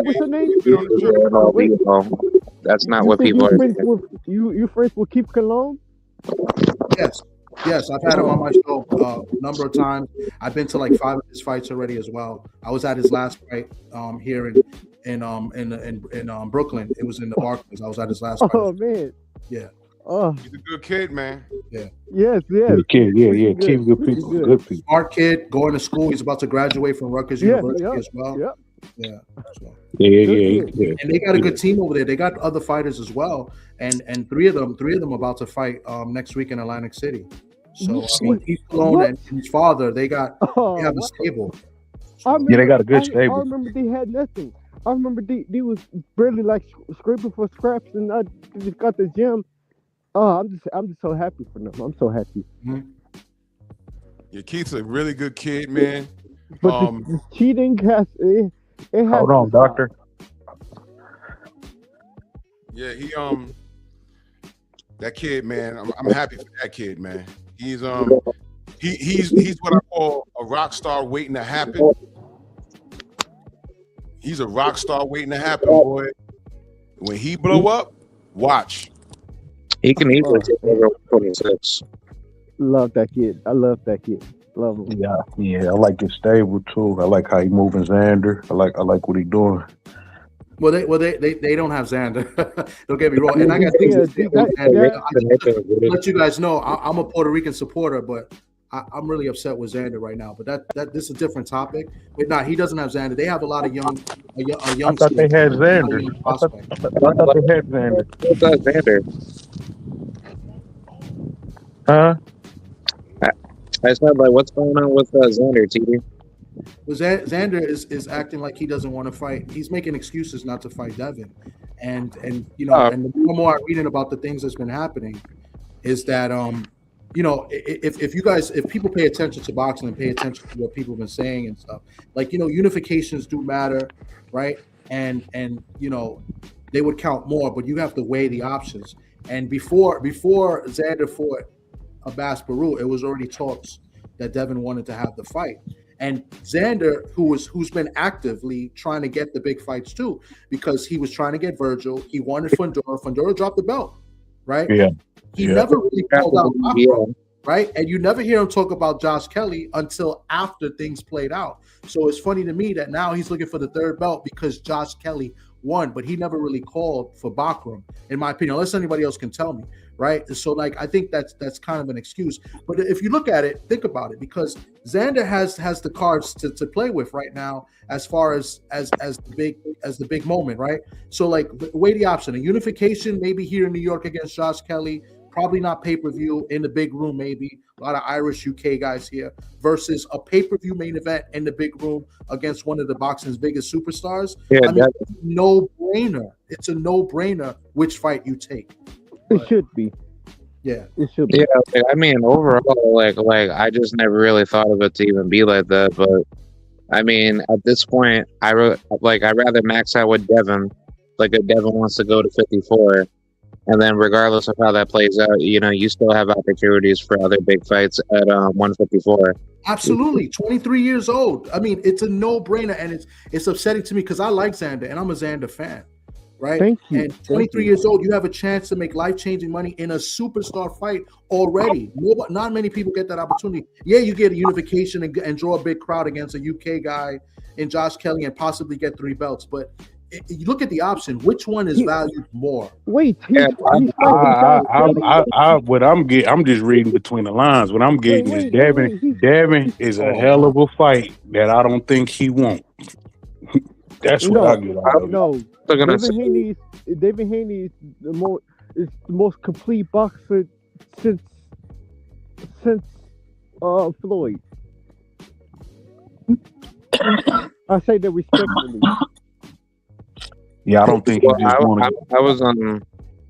I don't think he want the Devin fight. I mean, that's just what I get out of it. I mean, he's a smaller man coming up. Mm-hmm. You see what I'm saying? So, like, it's probably the biggest money fight that you're gonna get as of now. I mean, you know, here's what I get from it, man. In reference to that, Snoop, what up, Snoop? I see you. Right now, Devin's with all the shits, and it's real cool to try and capitalize off of what the punk ass fans were saying about him. But the response from DHP is they say, you said all that. You can insult him, you can insult lawsuits, but they say everything but fight. And I'm saying something else. If y'all follow BFTB, if you're members, he put out some information yesterday. I almost fell on the floor when I heard that. I ain't gonna tell y'all what it is, but god damn. What Devin's trying to do, holy shit. Devin is with the shits. So if Xander Zayas Of course, wants that fight, then he needs to step it up. If not, then stop talking before you get punched in your mouth. I agree. I agree 1,000%. And you know, I like, you know, I'm always with the Puerto Rican fighters. I support the Puerto Rican fighters, but I always call it down the middle. I'm not buying. Heck, I picked Dalton Smith to beat Subriel Matias, and I was in the building, right? So I mean, and I'm hanging out with Dalton Smith after the fight with the Puerto Rican hat. So listen, I'm as biased as it gets. You know what I'm saying? And you got to call it for what it is. You know, we got to stop looking at whose race is this and whose color is this, and just look at the skills and look at the moves that they're making, and look at, you know, if you're a fan of the sport, what's best for the sport, right? And that's what I'm at. That's the type of time I'm on. You know? Yeah, I mean that's where I'll be at with it. Like we gotta quit. I mean, we can like like Drew just said, we can say all the little jokes, this and that, and da da da da da. But at the end of the day, when it boils down to it, everybody that Devin come to the fight, they fucking say no in some way. And that shit right there is what's blowing me. Y'all making fun of a dude that's trying to fucking fight. Yeah. except for Brian Norman. Brian Norman, he The only one. The only one. yes, or even not even Tank. Look. I look don't how even, long man. I it's don't been. even want to talk about him. Look I'm how long talking it's about been. dudes like Rolly playing games. It's been 10 years. It's been 10 years. All these And dudes come playing on. games. Like, come on, fight the Hold man. on, y'all. Hold on, y'all. Bull Booze Boxing Academy says Devin is a welterweight running from Ryan. Yeah, right. You don't. Yeah. Watch this, y'all. He's running for drug tests. Yeah, That's what dude he's don't know. running from. He The don't link even is in the chat. watch boxing. That link is for Bull Boost Boxing. I want that conversation. Please come up and let's talk about it. I guarantee you, this dude right here probably watch highlights. He don't even watch boxing. He You don't probably watch watch. boxing? Yeah, because if he know, then he know Devin been wanted to fight. Ryan was the one playing. But he's tricking y'all on the internet when he do a little bullshit like that interview. I'm gonna do this next time I fight, da da da da da, and it get people like him thinking it's Devin. So get the fuck out of here. Tell him to rematch Rolly. And Yeah, he got Rolly Romero. Get his win back. Get a win. Why do you think that he said he loved the WBC? Because the WBC says he's good for business. Yeah, That's they made what that out. it is. He says he good for business. Yeah, no. The only good for people like Canelo. Yeah, Canelo, Loma, Ryan. You get the hype. You know, people with money behind them, people that's getting a push. That's who they want to wear their belt. Hey, Bull Boost Boxing. If you trolling, just say you trolling, because we trying to talk some boxing here. Hey, I have to go, gentlemen. It was good talking with you. Man, I appreciate you. I'll be watching your channel. Brother? You have an active channel? No. I just made one. I'm really a gamer. I just saw. I was just on YouTube, and I'm like, what is it? What? I'm like, this is preposterous, bro. Yeah. Well, that was my intent. I wanted to trigger somebody I was trying to make a point this morning, but that's okay, man. I appreciate you, man. Thank you so much. You're welcome. You will get a viewer subscriber from me. Yes, sir. Yeah. Yes, sir. Okay. Type in the chat so I can give you a wrench. Okay. Absolutely, brother. Thank you. All right. Yes, sir. Hey, Drew, look, I got a question. Yeah. Go ahead, brother. Yeah, I was going to ask about Xander. In regards to the Devin Haney fight, I was going to say, like, would it be like a smart move for Xander to go for undisputed at 154 and then try to make like the Devin Haney fight to make it like a better, like, you know, particular risk? So therefore, even if Xander does particularly lose, you know, that's at least like a better, like, you know, resume, you know, like as far as, you know, having to challenge Devin while he was trying to get all the belts. Well, here's my take on that. Here's my take on that. Eric Jordan, that super chat salute. He says Ryan is a ped cheat and he's ducking the ninja sword. He's ducking a rematch. Give power to my nigga sword! No doubt. Let me wrench up. I'm gonna answer your question, K-Rock. Okay. Here's my take on that.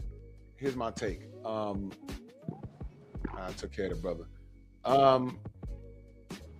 it depends. It seems like these fighters today, they chase belts when it's convenient, so it could look good, right? When I see them chasing belts, a majority of the time,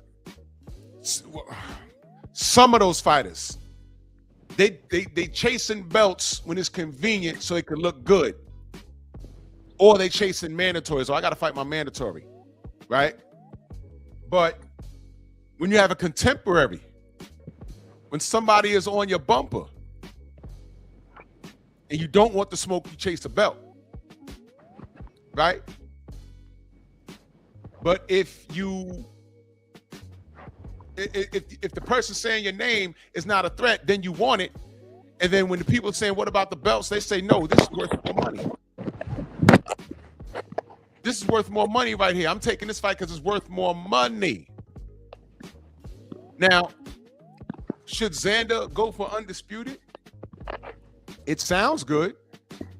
But right now, to compete against Devin Haney, what do we know? You're getting a really good payday, and there's a chance you could possibly win. Right? And who doesn't want that bragging right to beat Devin Haney? Who doesn't want that? So Xander,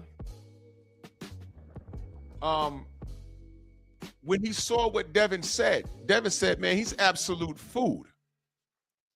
Xander says, shut up. You just sue people. Same thing Rolly said.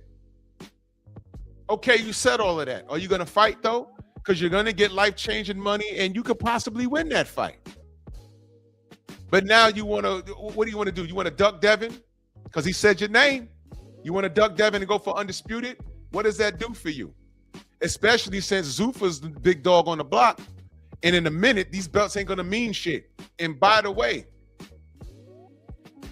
these new kids coming up, they're saying belts just collect dust and they don't matter. That's what I'm saying. They pick and choose when they want to pursue belts and go get money. You know what I mean? They pick and choose. So the game is all confused on their end. I know, listen, the belts devalued themselves, which is why Turkey Al-Sheikh was able to come in here and do what they do. You know what I'm saying? So I don't care about the belts at this current junction. I really don't give a shit. Devin said Xander's name. They had a back and forth. I think Xander and Devin should be fighting on the eve of the Puerto Rican Day Parade. And it'll be a bad day for Xander. That's just my opinion. And I fuck with him. Let me add to that because let me add to that because I'm in agreement, except the very last part. But I'm in agreement, and I'll tell you why. And I think Drew explained it well. I think it all depends on what you say, right? Like if Xander would have said, you know what, my goal right now is to try to be undisputed, to collect the titles. This is what my goal is. I appreciate, you wanted to come up and challenge me, but right now this is my goal. Then it wouldn't be a problem, in my opinion. I mean, as a boxing fan, I might say something like, yo, he kind of ducked him, right? But I wouldn't make it a big deal. But the fact that he went and tried to clown and joke, like, bro, I'm all for shit talking. You feel me? But if you're gonna shit talking, then let's throw the hands. You know what I'm saying? So right. That's the biggest problem I have with Xander right now, because as a supporter of Xander, as a guy that's spoken to Xander and been to like 4 of his fights already, like, yo, let's do this. Like, come to New York. You have the opportunity to fight. It's not a home fight, but it's pretty much a home fight. If anybody knows New York City and the Puerto Rican, I said that, yep. You know what I'm saying? And you're getting a big payday. It's a superstar you're fighting. You're not fighting a regular Joe. Like, you know what I'm saying? So this is the problem. That's the problem I have. Like, if he would have never said anything, said like, this is our goal, this is our, this is what we had planned. We appreciate it. Like, it was respectful because, listen, they didn't come out disrespectful. They said, yeah, he's food. He's like, yeah, all right, you think I'm food? You get the opportunity one day. You could talk shit back. But it's that's why, and not to quote BFTB, but words matter, bro. And when you really follow and listen to what these fighters say or what they read, what they're writing, it's like, nah, man, that's a bad look, bro. You know what I'm saying? Like, we got to be realistic. You know what I'm saying? So we could still be a fan of somebody, but we got to call it the way we see it. And what Xander did, I thought it was wrong, bro.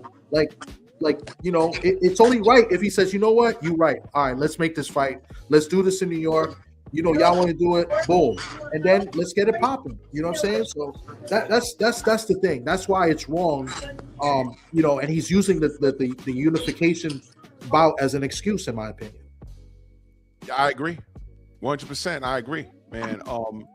Could I try? Say yes. Go ahead, K. Rod. Go ahead. You say something? Yeah. Like I was just gonna basically add on with like your point, PD, and then same thing with like what you said, Drew, that the belts don't matter.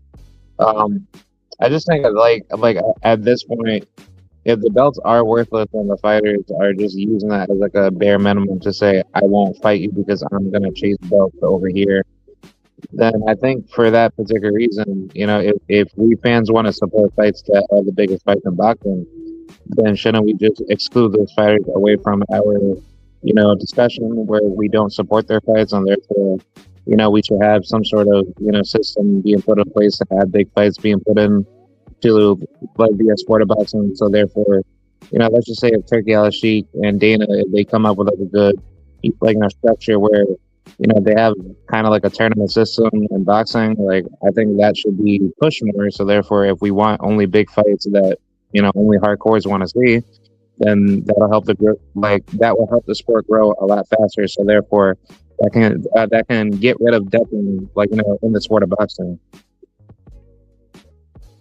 No, you're right. I mean, but I think belts do matter. But I don't know if you understood what I was saying. I was saying, like, if he would have said that's what his goal was, because every fighter has goals. Every fighter has different visions, right? From the get go, then it would be respected more, is what I'm saying, right? And me as a fan would have no problem with it. Everybody has their own opinion. People may feel the way they want to feel. Like, nah, he's ducking. I mean, there'll be a side of me that says, you know what? He should have took that fight. But like I said, from the beginning, if he said that's what he was going to do, you know what I'm saying? But that's not what he did. He never mentioned Bakram. He never mentioned Kelly. You know what I'm saying? Until after his fight and until after Kelly beat Bakram, which was an upset, by the way, right? Nobody saw that. Nobody saw that happening. The Bakram was the boogeyman. Yeah. You know what I'm saying? So a lot of people didn't see that happening, so it looks bad, bro, and that's what I'm saying. Like belts matter. And then a side note, some of you fans, I got to stop this. Like let's not call Xander a bum. Like I see people saying Xander's a bum and Xander host. Listen, if you're gonna do that, then why would you want a favorite fighter, right? And it's like he's not fight somebody that's a bum. Come He's on, not man. You guys got to stop that. I see holes in his game. You saw holes in his game all throughout his career, and now all of a sudden, y'all gotta stop that. If Devin is calling you out, and that's your favorite fighter, he's calling out the top fighters, correct? So then are we gonna go with the narrative that Devin's only calling out bums now? Y'all gotta stop this, bro. Yeah, I don't think Xander is a bum. I think he's a great guy. Not you. I'm just talking about the people that be talking. Yeah. Some people want to think he's still a prospect. Like my thing is I don't to call a fighter. First of all, that term bum has to be earned. He hasn't been around long enough. Let me say this: he hasn't ducked competition enough for me to call him that. And he's winning. And do I think he beats Devin? No. But you know what I'm going to say? Show me. Now Devin's with the shits. Is Xander? I mean, you could throw rocks and run, but you threw the rock and ran. You said something, fire back. He said you fooled. You said something about him suing. People are gonna forever talk about, the Ryan Garcia lawsuit or whatever. And let me park there for a moment. If you're black and you're standing with Ryan Garcia, I hate you. And never speak to me. There is no justifying anything that POS did. There's no justifying that. I'm not hearing we saw the left hook. I'm not hearing none of that. Because when he was off that juice and came in that proper weight, he couldn't outbox Rolly Romero. Now, we talked about like the title. Margarito never cheated Cotto. The difference with Ryan and Devin is that Ryan was caught red-handed, and he tried everything to lie, and he was tried, convicted, suspended, and then you find out he's a racist. So if you're black at this point, still talking about a left hook, don't talk to me. You don't know boxing and you hate yourself. All right? But moving forward, Xander said what he said, but now you have to follow it up with some action. If you're not fighting Devin, you might as well have kept your mouth shut. Because now I'm going to hold that over his head. No, wait, hold on, bro. You said that Devin won't do what he does, and you talk about lawsuits. Those are fighting words, bro. So are you going to fight or what? Everyone's saying that Devin's a weight bully. He beat the boogeyman at 140. I'm sorry, at 147, right? Now, y'all still saying he's too big. Now he's willing to go to 54 and fight Xander. And there's another name flying around. And if you're a member of BFTB, you heard what he said yesterday, and it blew my mind. I said, that for real? At 54. At 54. So Devin is high key, not low key, high key, shutting all y'all haters up. He's shutting y'all up. And when he dominates somebody of note, like a Xander Zayas at 54, y'all gonna be talking about go to 160, then go to 68, fight Benavidez. I'm telling you that's gonna happen. Yeah. And they're gonna say Xander only 23. He was supposed to be. He was green. Drew. Not me though. Not me. He'll get full credit, by the way. You know, I'm not a casual like some of these people. Man, people ain't even trying to give him credit for the Norman fight, and before the fight, Norman was supposed to end the man's career. But there were fans that were discrediting Norman at the same time as well too. It's like I don't know what it is that when everybody fights Devin, all of a sudden we discredit his opponent. Like, you know, we got to stop doing that. We're gonna say the guy is great, but then he's fighting guys that are average at the same time. But if they beat Devin. Fans, bro. But had Norman, Loma, any of them had beat Devin, he would have been the biggest bomb in boxing. You see what I'm saying? Absolutely. But when he beat them, he old, he young, this, that. Like, come on, it's bullshit, bro. 1,000%. I agree. You know, that's crazy. Hey, Drew. Yeah, go ahead. Yeah, let me ask you. Now, June is the Puerto Rican Day parade, right? So let me give you a good card. On that day in New York City, give you Xander Zayas and Devin Haney, main event. Then you're giving you, if he gets by his opponent next week, Shakur Stevenson against Antoine Russell. They won't fight on the same card. It sounds good. They won't fight on the same card. The winner of those four, run it again. In September. They won't. I hear you, and it sounds good, but Shakur wouldn't fight on the undercard of Devin Haney because his ego's too big. Okay, but money talks. I don't think you won't take the fight because it was two main events. It wasn't called the co-main when you had Ryan Garcia and Rolly and Devin versus what's his name? They beat the shit out of. That wasn't considered. Devin wasn't considered a co-main. It was two main events. Yeah, I remember. He's on the undercard. But Devin was the highest paid on that card. So it sounds good though, Delano. It sounds good, but that sounds real good. Yeah, I don't think that Shakur, even if you label it as two main events, I don't think Shakur would be humble enough because he thinks he's a bigger rock star than Devin. And that's just not true. Okay. He's just celebrating right now. He's a rival of Devin. But knowing Dev, say again? But knowing Dev, you'll probably say, okay, you can take the main event. Just give me the fight. Yeah, of course. Of course he do. And let Shakur take the main event. Here's the thing. I don't think Shakur. Devin will say, I'll fight before. Devin will say, I'll fight before. Yes. Correct. I'll fight before Shakur, but Devin is going to be the highest paid on the card. Now, hold on for 1 second. Toledo Trice is backstage. Just do me a favor. Turn your camera on for a second so I know you're a real person and you can turn it off. Because, you know, you got people. Okay, I got you, brother. I got you. That's Treese from the Boxing Voice. He be on their show. Oh, okay. Yow. All right. What up, dog? What up, dog? My God. Yes, sir. Yeah. But hey, man, Devin Haney gonna beat Xander Zayas if that fight happen. I just want to throw that out there. You know? I think so. Yeah. And I say this respectfully. I'm not hating on Xander. I just don't see him beating Devin.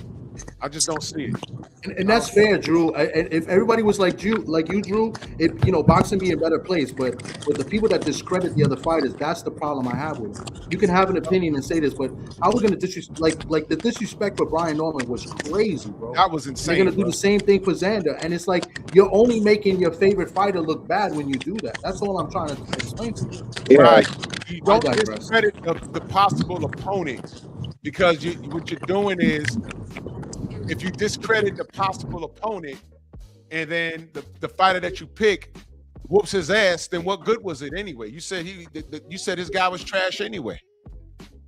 So you're really devaluing the potential win. That's what I'm saying. I always said, look, Devin's gonna beat Brian, but let's not act like Brian can't land something. That motherfucker dangerous. Brian is dangerous. He was dangerous in round 1. Even when he got up in round 2, I said, yo, a hurt man's a dangerous man. Devin didn't smash the gas on him because there was things in there which I don't know. If you watch boxing, Brian made some adjustments. The knockout wasn't there like people say it was. He just knocked him down and, fucked up his nose a little bit. But when he got up and finished the round, he was still in the fight. He was still in the fight. He was dangerous the whole fight. But Brian Norman took some things away, but then he wasn't prepared for Devin to make adjustments off of his adjustments because Devin has a higher IQ. That's just the fact that we saw that. And that's no disrespect. I'm just telling you what we saw. Yeah. Brian was never ready. He had all the balls in the world. He had strength. He had pop. But what good is your pop when you can't land it? And that's another thing I said. I said, yo, man, how you going to tell me that Devin's a weight bully, but he's going to be the smaller guy versus Brian Norman? I watched them face off up close, and I said, you know something? Devin is bigger than him. And I told y'all, once they get into the clinch, and by the way, a majority of those clinches in that fight, Brian initiated those. That's what nobody wants to talk about. And when they got into the clinch, I said, y'all gonna be surprised how strong Devin is in the clinch. Y'all thought when he get in the clinch, Brian gonna start throwing him around. That's not what happened. Devin was turning him, and he was in there with the real welterweight. And y'all still saying he's too big. Now, what happens if he goes to 54 and starts knocking the shit out of people? Crazy work, man. Y'all watch boxing, but are y'all educated about the sport? Yeah, and I just want to add one more thing. I spoke to Bones Adams, right? He's a trainer out in Vegas, a former fighter. I know him. He's worked with Dev a few times, and he told us, like, he be joking around on certain fighters, and he talks about Kevin Newman a lot because I guess he trained Kevin Newman, and I'm gonna try to get Kevin Newman, who's also Team Haney, on the show in a couple weeks. I gotta hit him up because he's got a fight coming up. But he said that Devin is actually much better than in the gym than we've seen in the ring. He doubled down on that. He said he drops guys in the gym. And I was like, really? Because I told him, I knew two guys that sparred when they said that his power is okay, but nothing to really worry about. He said, no, that's not true. He said, I've seen him drop bigger guys in the gym. Now, maybe he doesn't transfer that into the ring on fight night, but in the gym, he's seen him stop guys. So he does have power, for the people that don't say he got power. But fight night is different from sparring, because see, sparring, you kind of loose. It's kind of, fight night, you got a game plan. You know what I'm saying? And you ain't just fighting. You fighting a motherfucker that's coming to knock you out. You see what I'm saying? So it's different fight night. Yeah, but you fighting with bigger gloves in sparring. So yeah, you know what I'm saying? But, and he's stopping guys and showing power in there. That's what I'm trying to say. Like, he does have power, for the people that say he doesn't. He really does. That's he got. I mean, you can tell he got two of his. I mean, he dropping motherfuckers. He dropped Regis. He dropped Norman. Like, it ain't like he not dropping shit. Like, yeah. Devin Haney has very respectable power to the point where he's very accurate to have precise, deadly punching power to actually make you respect him.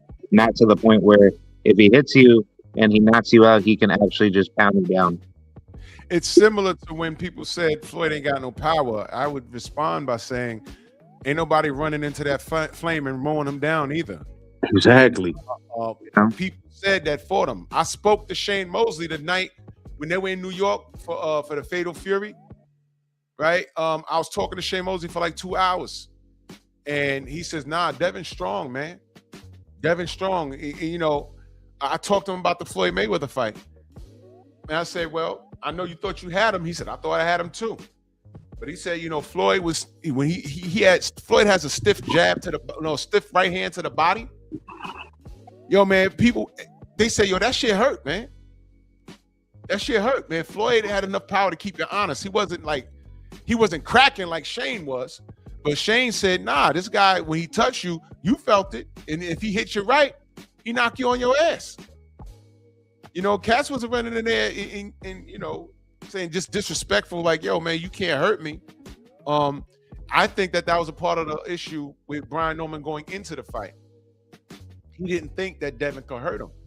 Yeah. But in boxing, you know, you ain't got to get, it's with you can get the shit that hurt the most is shit you don't see.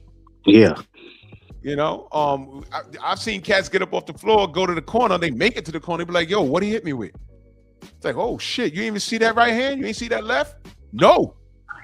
And you know? That's why I still believe it was bad coaching by his dad to ever tell him he can't hurt you. He can't, bro. Anybody can get hurt in that ring, Norman. Anybody. There was a lot of things that I learned that went on, like in the camp. You know, it was a lot of that. Not only was that fight won in the ring by Devin, but it was won outside of the ring by Bill. Mm-hmm. I don't want to get like too deep into that, but Brian Jr. You know, that kid is wise beyond his years, and he's professional. And like we all spoke about when it was over, there was a lot of mistakes made as far as their camp is concerned. I'm not talking about strength and conditioning. I'm talking about the media wars. Because every time I turned around, Brian Sr. was on everybody's platform. Mm-hmm. And, you know, Junior's just not like that. He just wants to get to the work.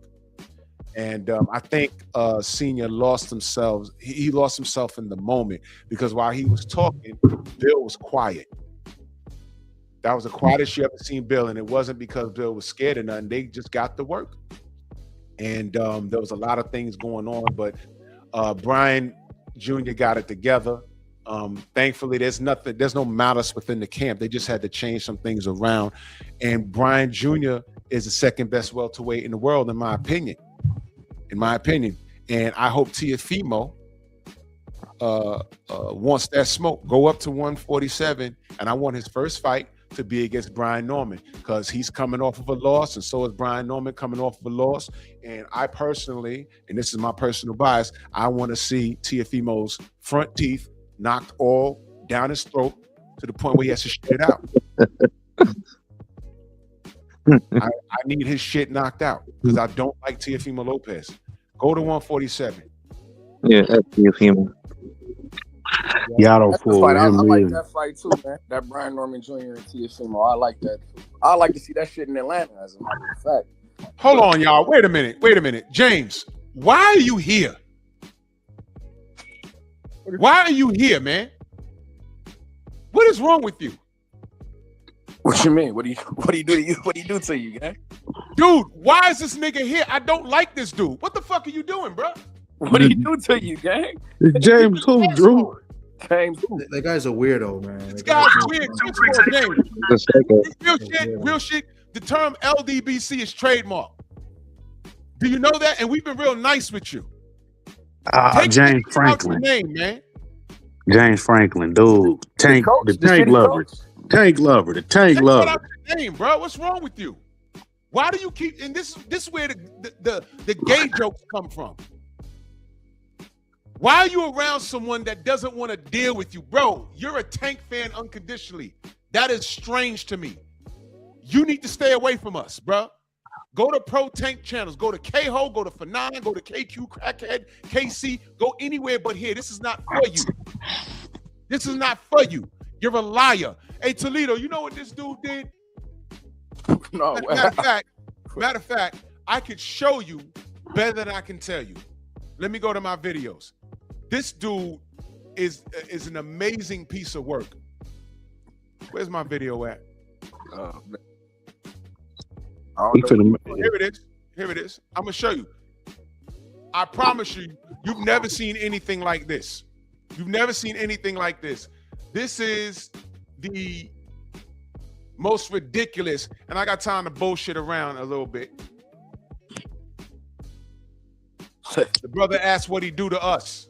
All right, watch this. Y'all see the screen? Yeah. This is real shit. By your command.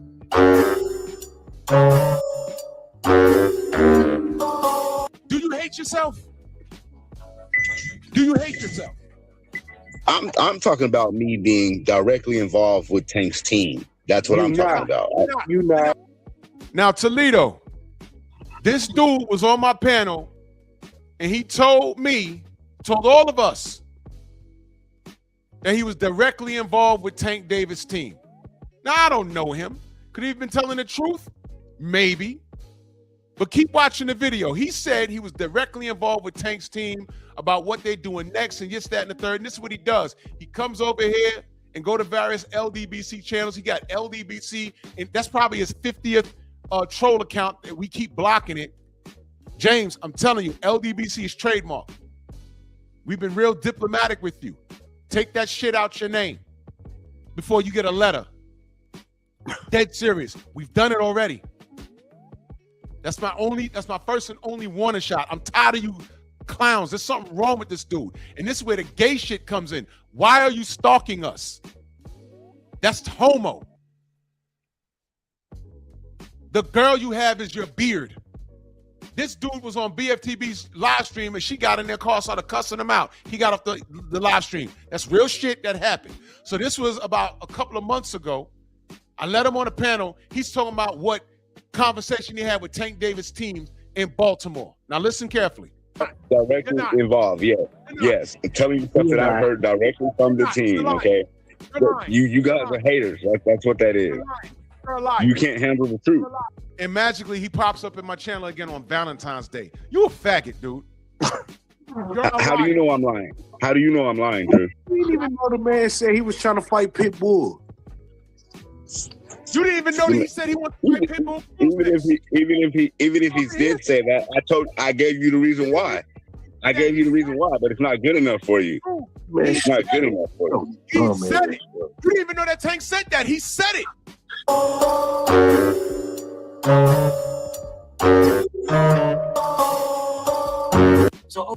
So BFTB is directly linked to Tank's team, and he called Tank's OG.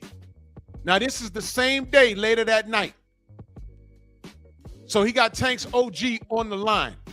OG, do you know somebody named James Franklin? I mean, the dudes don't call each other a lot of times old names or real names. They don't really know where would I know him from like that. So, I mean, He say he in Tank team. I don't know who wants to think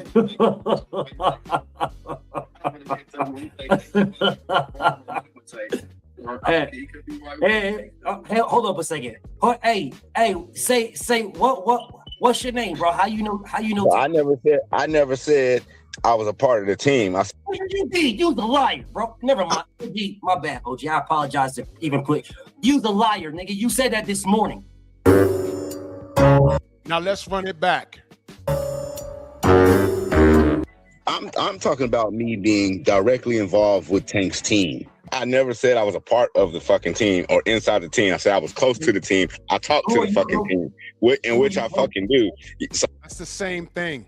Who are you close to? Who are you close to? Who? That don't matter. I don't need to. So then you're not close to nobody. Then you're not close to nobody. Because who I'm close to just called me.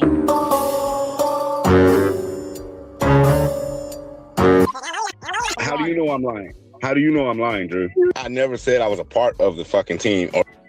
I'm talking about me being directly involved with Tank's team. I never said I was a part of the fucking team. I'm talking about me being directly involved with Tank's team. I never said I was a part of the fucking team. I'm talking about me being directly involved with Tank's team. How do you know I'm lying? How do you know I'm lying, Drew? I never said I was a part of the team.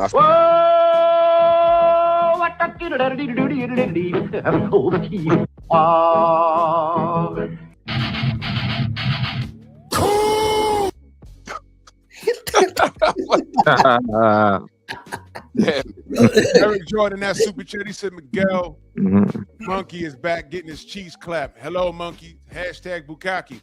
Yeah, speaking of which, Bukaki. man, this dude shows up on fucking Valentine's Day, and when I call these dudes gay, you know, why would you show up on Valentine's Day, bro? What's wrong with you? Oh, he's back. He's back. He's back. You see what I mean? You see what I mean? I specifically said I don't want to be bothered with you, and this nigga made a 15th account. I knew he was gonna make another page. James, real shit. Nah. Real shit. Take LDUC out your name. That name is trademark. You fucking idiot. And I'm not dropping a link. You fucking stalker. What is wrong with you? You see what I mean? Because he about to get up here and talk about all the wrong shit. Ain't nobody talking about Mr. 5'5". We talking about some other shit. Listen, when I get offline, I'm about to go out with my wife and, you know, get something to eat. You know, I mean, dude, you got a girl. I know she kick your ass. But go take her to dinner, man. Go do something. Why are you here? I don't want to be bothered with you, bro. Listen, I don't want to be bothered with you. Why are you here? Why do you want to talk to me? And that's what I'm saying. These dudes got like separation issues, daddy issues. I don't know what's going on I know what's going on in Baltimore. But leave me out of it, man. James, listen carefully, bro. Real shit. Leave me alone, bro. We are not friends. All right, we will never be friends. I can't even talk boxing with you because you don't know boxing. I don't like Tank Davis. You'll never make me like him. And that's it. Why are you here? You know what? Rhetorical question. Get the fuck out my chat, you dummy. Go away. This nigga dead ass got 30 different goddamn channels. You're a stalker, dude. You're not a member of the LDBC. Nobody likes you, and you're a liar, bro. The video I just played proved you're a liar. Nobody misunderstood. You got on here to defend Tank. You said you spoke to the team. I didn't even call. I said, man, no. If I'm gonna make an educated guess, I'd say you're lying. I can't confirm it, but that's okay. When I ended my live, I called BFTB on the phone. I said, yo, ask Tank's OG, and that's the funny part. All these channels that big up Tank and talk him up when he's doing wrong, none of them speak to his team. BFTB has ripped Tank apart, but it's all been justifiable, and BFTB has a direct line to the team. They know what kind of lives he's doing. They know what he's saying, because you know what? They're not calling him a liar. And he called Tank's OG, who I met in New York, and said, do you know a guy named James Franklin? He says, well, you know, not everybody uses their like real name out here. So then he said, all right, he put him on the line. He said, how do you know him? And then he says, I never said I knew the team. That's not what you said to me that morning, man. Mm-hmm. You're a liar. And matter of fact, Rich, you was on the panel. I was on the panel. Yep, I remember. Yeah. I remember. So what makes you think I want to deal with a grown-ass man that lies to that degree? That's crazy. It's like if I came up earlier and I was like, I'm team, you know, Keith Cologne, right? And you know what I'm saying? But I'm not part of the team. I don't make no decisions. But if somebody go over to Keith and Keith's father and they say, yo, you know Thomas, they're gonna tell you, oh yeah, Thomas. Exactly. Yeah. You know what I'm saying? Exactly. It's easy word to say that. You know what I'm These dudes, but these dudes are go so hard for Tank and can't even get a fucking Kenny Ellis interview, a coach, a Calvin interview, like nothing. Watch this. Salute, Nitty. I see you, brother, in the chat. Watch this. BF tried to get K-Ho an interview. Tank's team was like, no. Yep, I remember that. Y'all know that? Mm-hmm. Yeah, I remember that. I've been knew that before everybody fell out. I've been knew that. And I said, I told BF, I said, yo, you need to get either KO got to come to the rise or get somebody over to KO because he's riding a dime for these guys and they're dying. And BF said, yo, and they're dying. And they're dying. and BF said they were like, no. Dogs, I was sitting on that information for at least over a year. At least over a year. They were saying no. I said, what? He said, yo, they said no. I said, man, they talked to you. He said, yo, they said no. They ain't been on Keho. They ain't been on Fanon. They ain't been on Southpaw, that crazy ass motherfucker. They ain't been nowhere else. And BF get on here and he drags Tank, but he's not lying about him. And his OG could call him on the phone. Like, I met the brother. In New York. I met him. It was very brief. But I'm not running around saying, oh, I'm Team Tank. Watch this. Deontay was just on my panel last week. Do y'all know that? Mm-hmm. Deontay was just on my panel. I done seen Bill come through here. Everybody you say you rock with, they fuck with your channel. Yeah. Do y'all know Oshaki Foster's a wrench? He's a moderator in my chat. Do y'all know that? Word. Check I that out. fucks with a lot of people, but I'm not on here grandstanding like I know their business. Yeah, exactly. That's crazy. Yeah, Like, you don't remember, but I don't even mean to get this dude no shine because I hate his channel. But y'all remember KO was talking about he be talking to Tank Uncle and all that, and that came not to be true. Watch this. Tank's uncle was on my panel like a year and a half ago. Y'all remember that? He came to my chat and I'm like, well, who are you? He said, I'm Tank's uncle. And I dropped him a link and we spoke. I have his phone number. I haven't spoken to him in a while, but it wasn't no beef. He was just trying to figure shit out and he's sticking up for his nephew. So we spoke and it wasn't no F you, this and that, and the third. I explained to him my position. And I said, yo, your nephew could be doing better. That's all it was. It's in the name of boxing. Mm-hmm. Don't tell me he's this and that and this and that, because all I'm going to say is, hey, man, show me. I always put up this picture. There's only one person he fought on this picture, and he fought him to a draw. Mm-hmm. He won't even run that back. So what am I supposed to do? He got all this food on the table.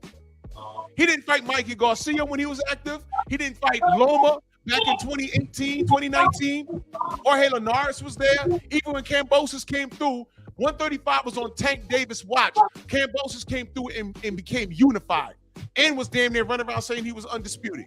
Yep. Devin had to clean all of that picture up. gross. When you put that picture up, that shit there puts everything. I mean, look at it, Trees. That's 2 generations, Trees. It's crazy because I'm literally looking at the span because I'm like, damn, I've been watching this shit for a long ass time. Damn near 3 generations. This motherfucker got the Gary Russell up there. The fact that you got Gary Russell and Abdullah in this, that shit is wicked as fuck. Bro, I left off Sandor Martin. I left that off. Mm-hmm. You could swap Mikey Garcia out with Sandor Martin. He still ain't fighting him. Word. That's crazy. Now watch this. I always say, stop me when I'm lying. Look at the picture. Don't talk to me about 140. He could have fought Josh Taylor, man. It meant more. But he goes fight Barrios, knocks him into a fucking somersault, and then says 140 too big. You just knocked this dude into a somersault. It's not too big. Regis Prograis was very disrespectful. You mean to tell me Devin had to go up there and take a belt? You couldn't have did that? Come on, bro. Please stop talking to me about Tank. Holler at me when he does something for me to talk good about him about. That's all I ever said.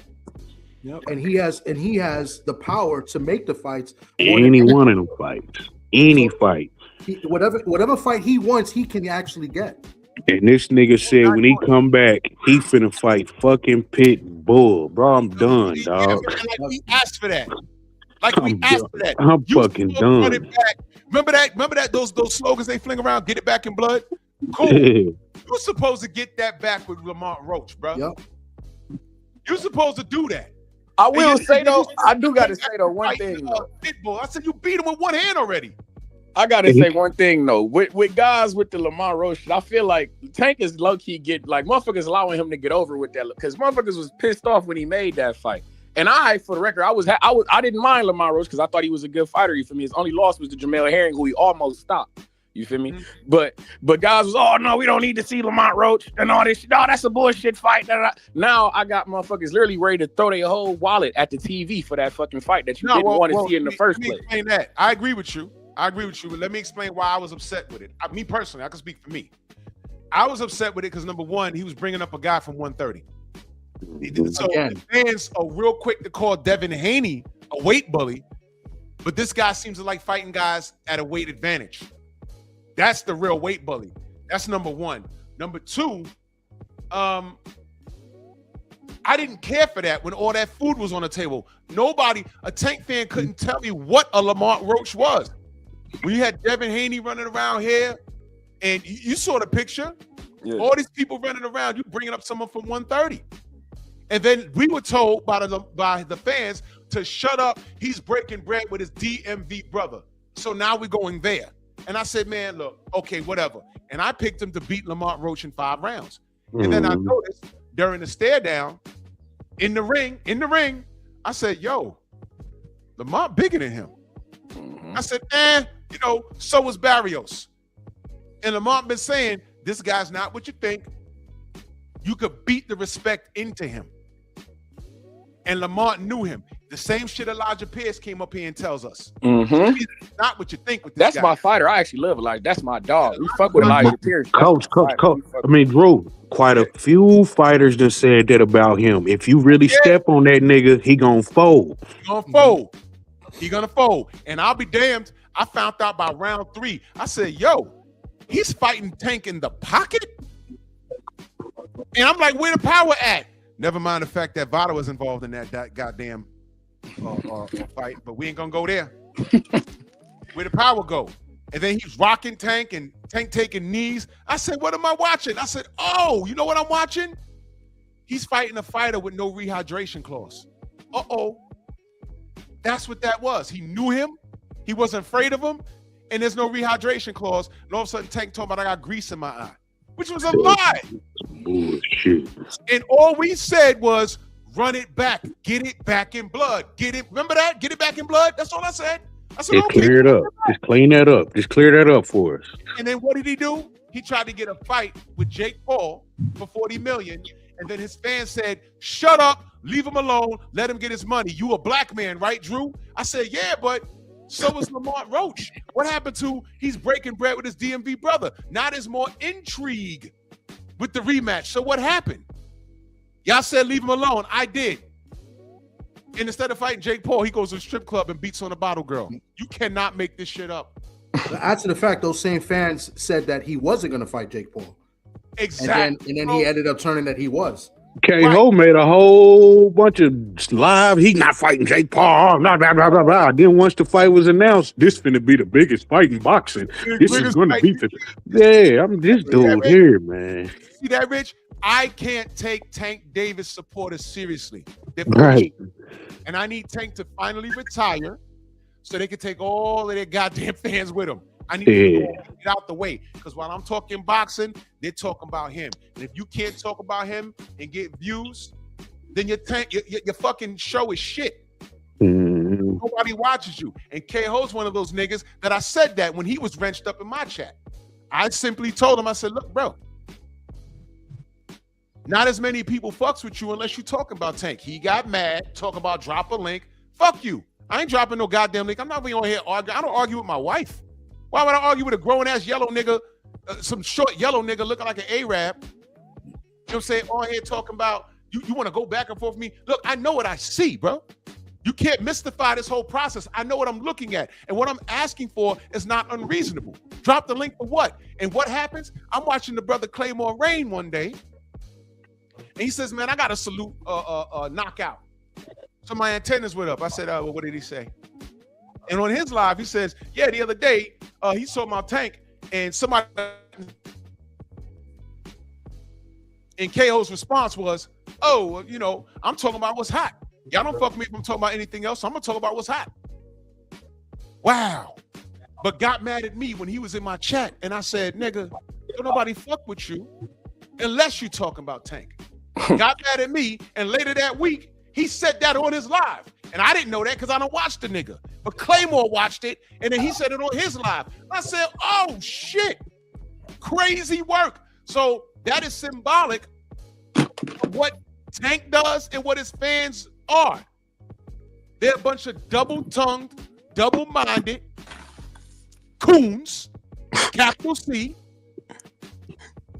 who don't give a shit about nothing but Mellow Yellow. And that's where it makes sense. And that's why I don't take them serious. But that's where that's where a lot of that Devin Shakur hate come from. He weaponized his fans against them, and then the masses start running with that. Whatever he say, oh, they ain't got power, they ain't this, they ain't that. Half of the motherfuckers don't even watch boxing. They just pay attention to him, and they say that. They be like, oh, Devin ain't got power. What Devin fight you saw? You see what I'm saying? At everybody, watch this. I don't give a fuck who you're a fan of. Matter of fact, let me put this up there as I say this. Mikey Garcia, Ray Mutala, Keyshawn, George Kambosos, Teofimo. If they're retired on here, guess what? You ready for this? Devin Haney is who you wish your favorite fighter could be.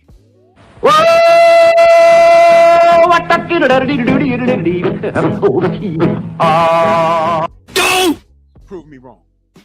And that's well said. And I have no problem with that at all. I think that's perfectly. That's fact. That's fact. That nigga run. Man, that young nigga run to the smoke, man. He ain't talking about no weight clauses, no this and that. He don't give a fuck what order he fight on the card. Nigga, let's fight. He ain't talking about niggas is too big. He ain't doing none of that. He run to the smoke. I respect Devin. Devin a weight bully. He's trying to go to 54 now. 35, he was a weight bully. Fine. He goes to 40. He's still a weight bully. Fine. Goes to 47, fights the Boogeyman. Y'all do understand the way that fight was promoted. He was supposed to die that night versus Brian. That was his career ender. Die that night. And it wasn't even that. They said he was nervous and Brian gonna hit him and he gonna get sued, and we're in there and did his thing. And now he talking about going to fight a champion at 54. You notice they're not talking about weight bullies no more, right? What more do you want? And you see, here's the thing. This is proof. Devin could do no right, and I'm cool with that. But Devin Haney is who you wish your favorite fighter could be. Tank ain't doing that. Watch this. Devin went to Australia to win Undisputed and then went back. Matter of fact, the first fight he went, he didn't have half his camp with him. They wouldn't let him in the country. And then they stopped his cut man at customs in the airport. Y'all know about that? He had no cut man in the corner. Yeah. Okay? So he went to Australia to win Undisputed and then went back to defend it. Shakur's not doing that.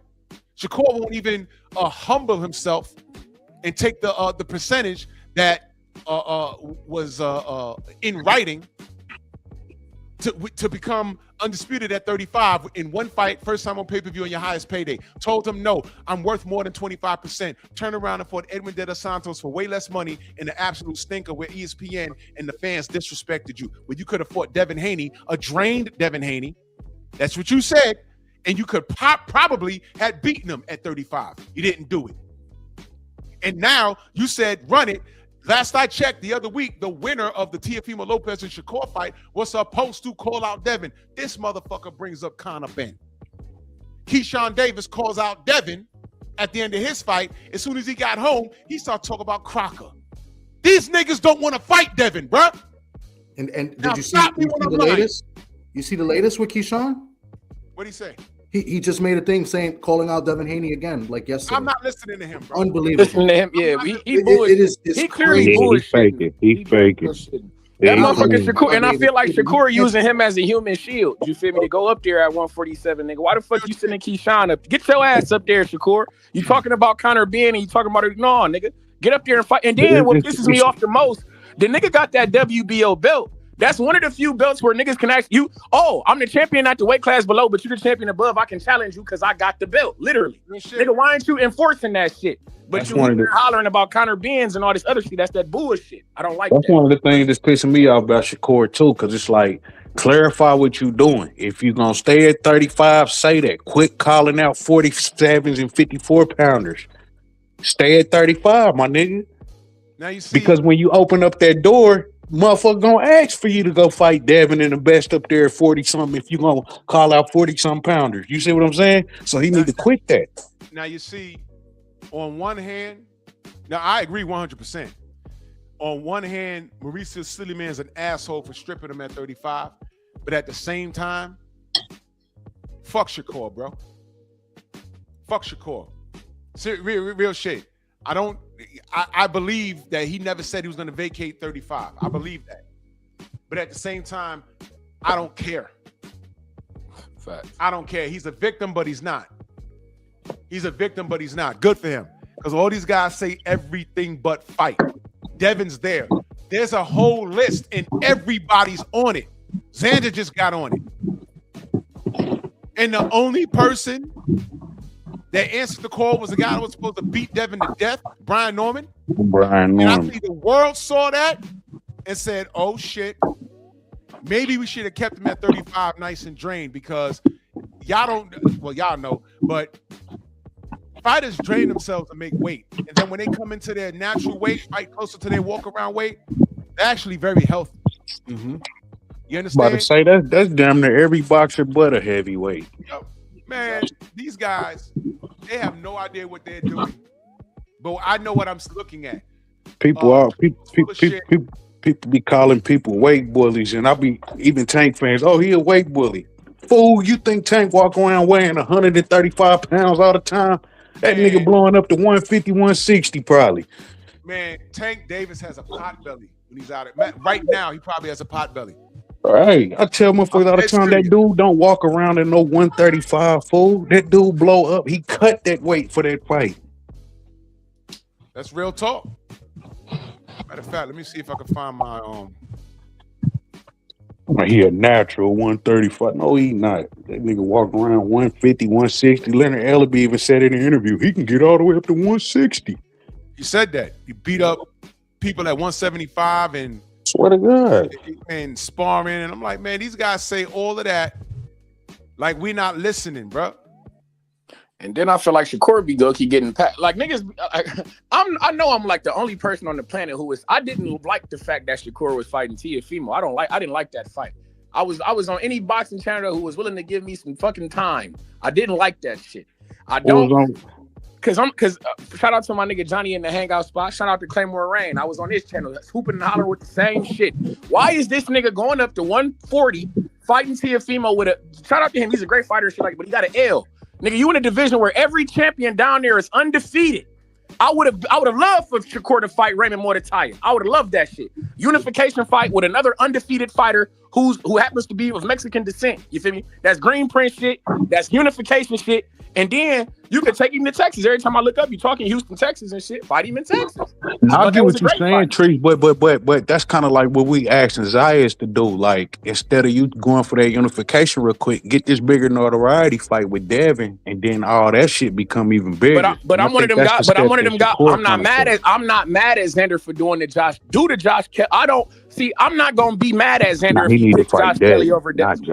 He don't need to. He don't have. On some niggas, he don't have to. If I was the nigga manager, or if I'm in that nigga camp, on Jesus Christ, we don't gotta fuck with that nigga if we don't want to. We can go get through. Name another Puerto Rican fighter who's had 3 belts. Tree.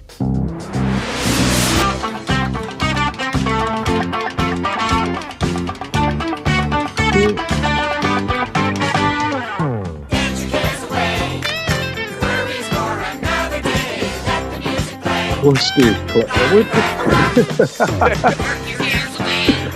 What is this shit?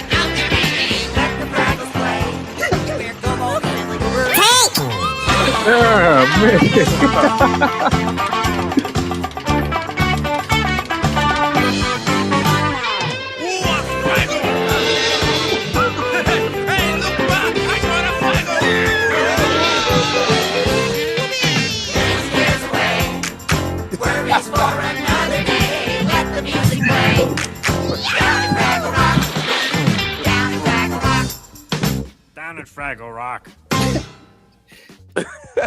Hey, that's crazy. And on the court with his stomach hanging over his goddamn. Yeah, that was he wasn't 135 in that picture. That nigga fat as fuck. Enoch in that super chat. He said, shout out to Robinson Lamana, St. Val's Day. Oh, yeah. St. Valentine's Day Massacre. Word. Salute, man. You saw him running around on that damn court with his pot belly out, man. Come on, bro. Hey, real quick. So I would I was listening to what's it? Trice? Trees. Sorry, I'm sorry, Trees.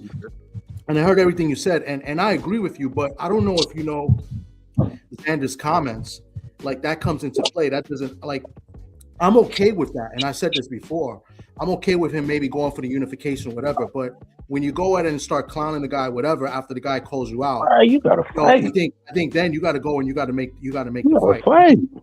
That's the problem I have with Xander. Come on, Trees, I heard he called him a crybaby and shit. I mean, hey, you can say what you want to, but nigga, I got to. It's like that's the thing with me. You don't gotta do that. And that was another thing. Devin Haney on. I love Devin. That's I won't say he's my favorite. He's one of my favorite fighters.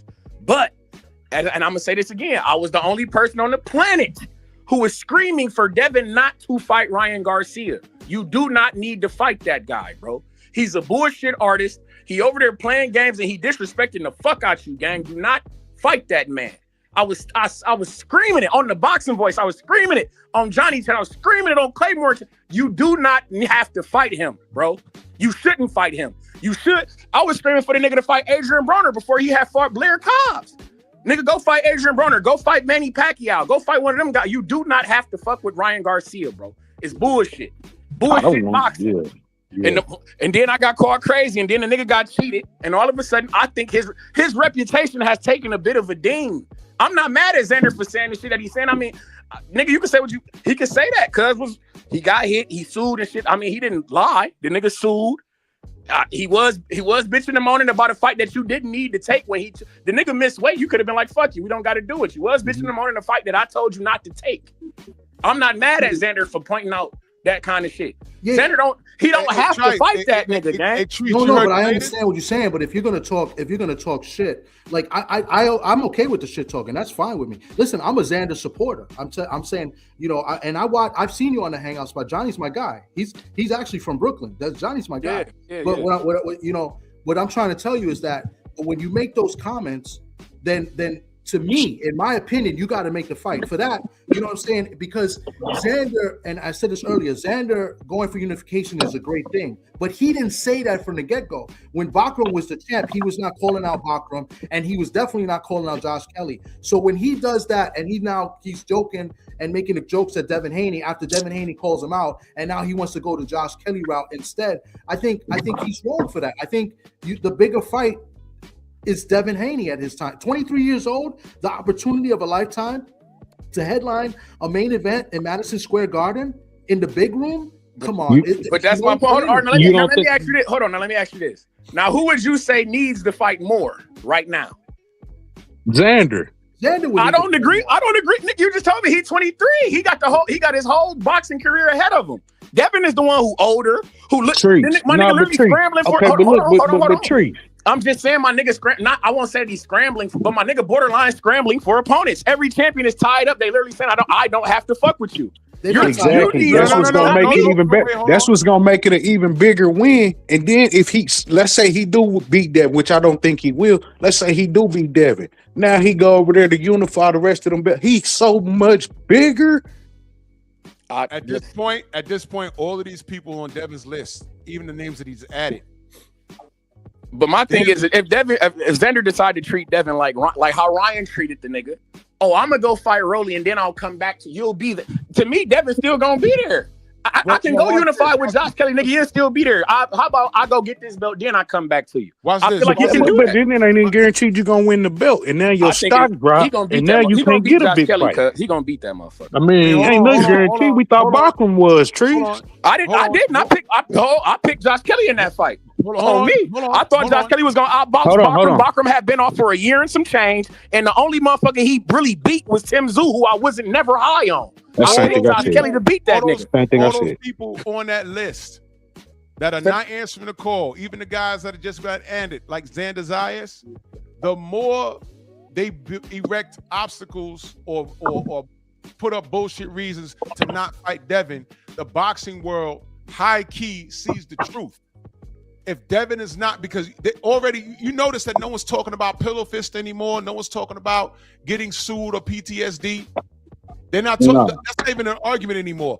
Devin is still actively pursuing these guys. There's money involved in fighting him.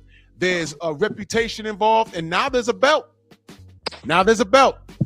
So there's no excuse for anybody to duck Devin, other than people not holding the people on the list accountable. Rolly Romero is the biggest pussy in the world. No, that's Yeah. he's the biggest don't pussy fuck in the with world. him. Now, I'm not going to lean towards that with Xander, but what Thomas was saying was, if you have other, if you're going another direction to get titles, then say that. Don't start mouthing off back and forth. All he had to do was say, Devin, you think I'm food? All right, you know what? Let me go. Listen to this. Clean up my side of the street. Let me go clean this up. So when you come to 54, I'll be well equipped and we can make it worth something. Yep. Or he could say, screw the belts because the belts collect dust and I want to get this bag. Plus, I think I could beat Devin.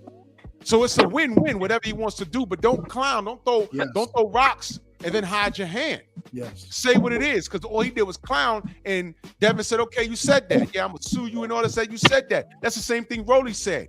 Xander's not Rolly. I think he's better than Rolly. But you said all that. Are you going to fight? Yes or no? Are you going to pursue belts? If you're going to pursue the belts, get the belts. Say that. But if you're going to talk shit, then fight. That's all. But he don't have, but my thing is, because I don't gotta say shit. You called me. I was minding my business and you called me fool.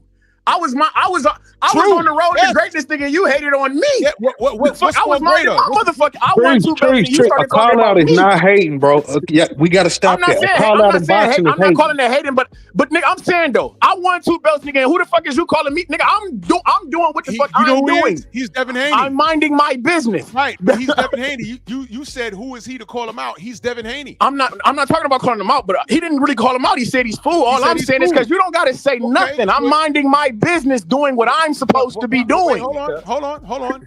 But Treese, how we get the big fights? How you get fights? He's in a higher division. And there is carte blanche. There's a lot of reputation. If you could beat Devin, there's money, there's reputation, notoriety. People are going to want to interview you. The Boricuas are going to love you more. But he already getting that because he was just in this. That's my thing. I'm minding. Shit is good over here, gang. I'm minding my business. I never said your name. You mentioned me. Right. I get that. I'm chilling. That's my I'm just saying, let the nigga chill in peace. Like I'm not saying let him chill in peace. I'm saying if you want to fight him, fight him. But I'm talking about this is boxing. There is no peace. Devin is doing everything that I want to fight her to do. Right. Everything I want to. No, you gotta have peace because it's a martial art. Tranquility comes into it. No, clear mind. No, Treese, you don't let what he said go over your head, Treese. What he said, this boxing. Right, this is boxing. It's boxing. Cause I'm saying. All right, check it out. Devin's going to 54. You don't know who the other potential opponent is. I do. At 54? Yeah, there's another potential opponent. There is. I'm not going to say that's not Zen. I mean, I know he's not about to fight Brandon Adams in California. No. I'm thinking EJ. Yeah, Errol Spence or Keith Thurman. If Keith Thurman win, I'd expect him to fight Keith Thurman. But I mean, come on, that's easy work. Brandon Adams, that's a good fight. Brandon Adams is a great fighter. I love Brandon. But I'm saying, hold on. Let's not lose sight of what I'm saying here. Devin didn't do anything wrong. If he's going to go to 54 because he can't get a fight at 47, he's calling out the best. Xander's one of the best. Fundora and Thurman is tied up, right? And Xander's the next best thing. He said, well, what do you think about Xander? He said, I think he's food. So then Xander responded. And he's supposed to respond. He's a grown-ass man. This is the fight game. This is what they do. Okay, so now, do we have a fight, though? I said, you fool, you disagreed. And then he said, you're going to get to suing and this, that, and the third. Same thing Rolly said. So how do we solve this? Fight. Yeah. That's it. And it goes against what Xander's been doing. I don't know if people know this. After Xander beat Chino Paez, right, and won the title, They said, Top Rank does what they do, right? They were going to give him a homecoming fight in Puerto Rico, which is what we saw. But I don't know if people know the opponent they were really trying to get, Xander. I don't know if you guys know this. They were trying to put Xander in there with Santillan. They were going to bring Santillan up from 147 to 54 to fight him in a cupcake tune-up or whatever you want to. It was a layup. and Xander said no, he did not want that. Yeah, Santillan, the dude they bench. I mean, the dude that Norman knocked out, they been trying to set him up like that because they was gonna have him move up to fight Tio at 147. He had beat Norman for his title. I don't know what it is with him, but they've been pushing him. Yeah, what I'm saying is, they were he trying beat to one of their give undisputed Xander fighters a that they layer. had, They were that trying to give Xander the Villa guy. an easy title defense, and Xander said no. Word. I know Santillan fucked up one of the top ranked prospects that they had. It was a guy, Julio Avila or Juan Avila. Santillan is the one that Norman fought. So right, that's the one. Yeah, they've been pushing him. That was his last fight, if I'm not mistaken. I don't know if he fought after that. No, he fought after that. He had 54 now. He had 54 now. Yeah, he had to fight at what I'm 54. trying to say is that they were trying to give Xander Santillan, and what I'm trying to tell you is that was an easy fight for Xander, like definitely, right? And Xander said no. That's what I'm trying to say. So it goes against what Xander's been trying to do. He wanted to fight the top guys, and he never called out Bakram and never said anything about Kelly. And then all of a sudden, so I don't like that. Like I wish he would have just said, you know what, like Drew said, listen, I'm trying to unify this and that, but he went to the clowning, and that just makes him look bad in my opinion. That's all it is. And I'm a neutral guy, bro. Like you don't see the Puerto Rico logo today because I'm rocking the Seals. I was trying to troll Delano, but Delano didn't pay attention. But you know what I'm saying? Like I'm a Xander fan. I met Xander a few times. I've been to his fights, and I'm picked Xander to beat Devin Haney. But you got to, like everybody says, show me. Let's see it. I want to see the fight. And I'm greedy. I'm selfish. It would be in New York. I'll be in the building, bro. So we're gonna be there. For. What's up? We're gonna be there if it's in New York. Absolutely. There. I would definitely like to see it too. I'll pull up for I mean, listen, that fight has to be on the East Coast. That's a no-brainer. Like that Puerto Rican crowd going against Devin, man, hell yeah. I would love to see that. Devin go out there and shut them motherfuckers up. If the fight's in New York, it's basically at home for Xander, to be honest. Yes. It's basically at home. Y'all might not know. And he talking about, Bill was on, shout out to the Boxing Voice. He was on the shit yesterday. He talking about they doing it for the Puerto Rican Day Parade and shit like that. And I said that. I'm with that. I like that type of shit. I love that. You know I'm with that. Love it. You know I'm with that. That's what's up. Yeah, I love that. I love that. Xander, and this is a breakout fight. Is it a winnable fight for Xander? Yeah, of course. All fights are winnable, man. Yeah. And Xander would be a hero if he can do that. And if it's in New York during the Puerto Rican Day Parade and I'm in there, Drew's in there, and Devin Haney wins, I'm getting Drew jumped. That's it. That's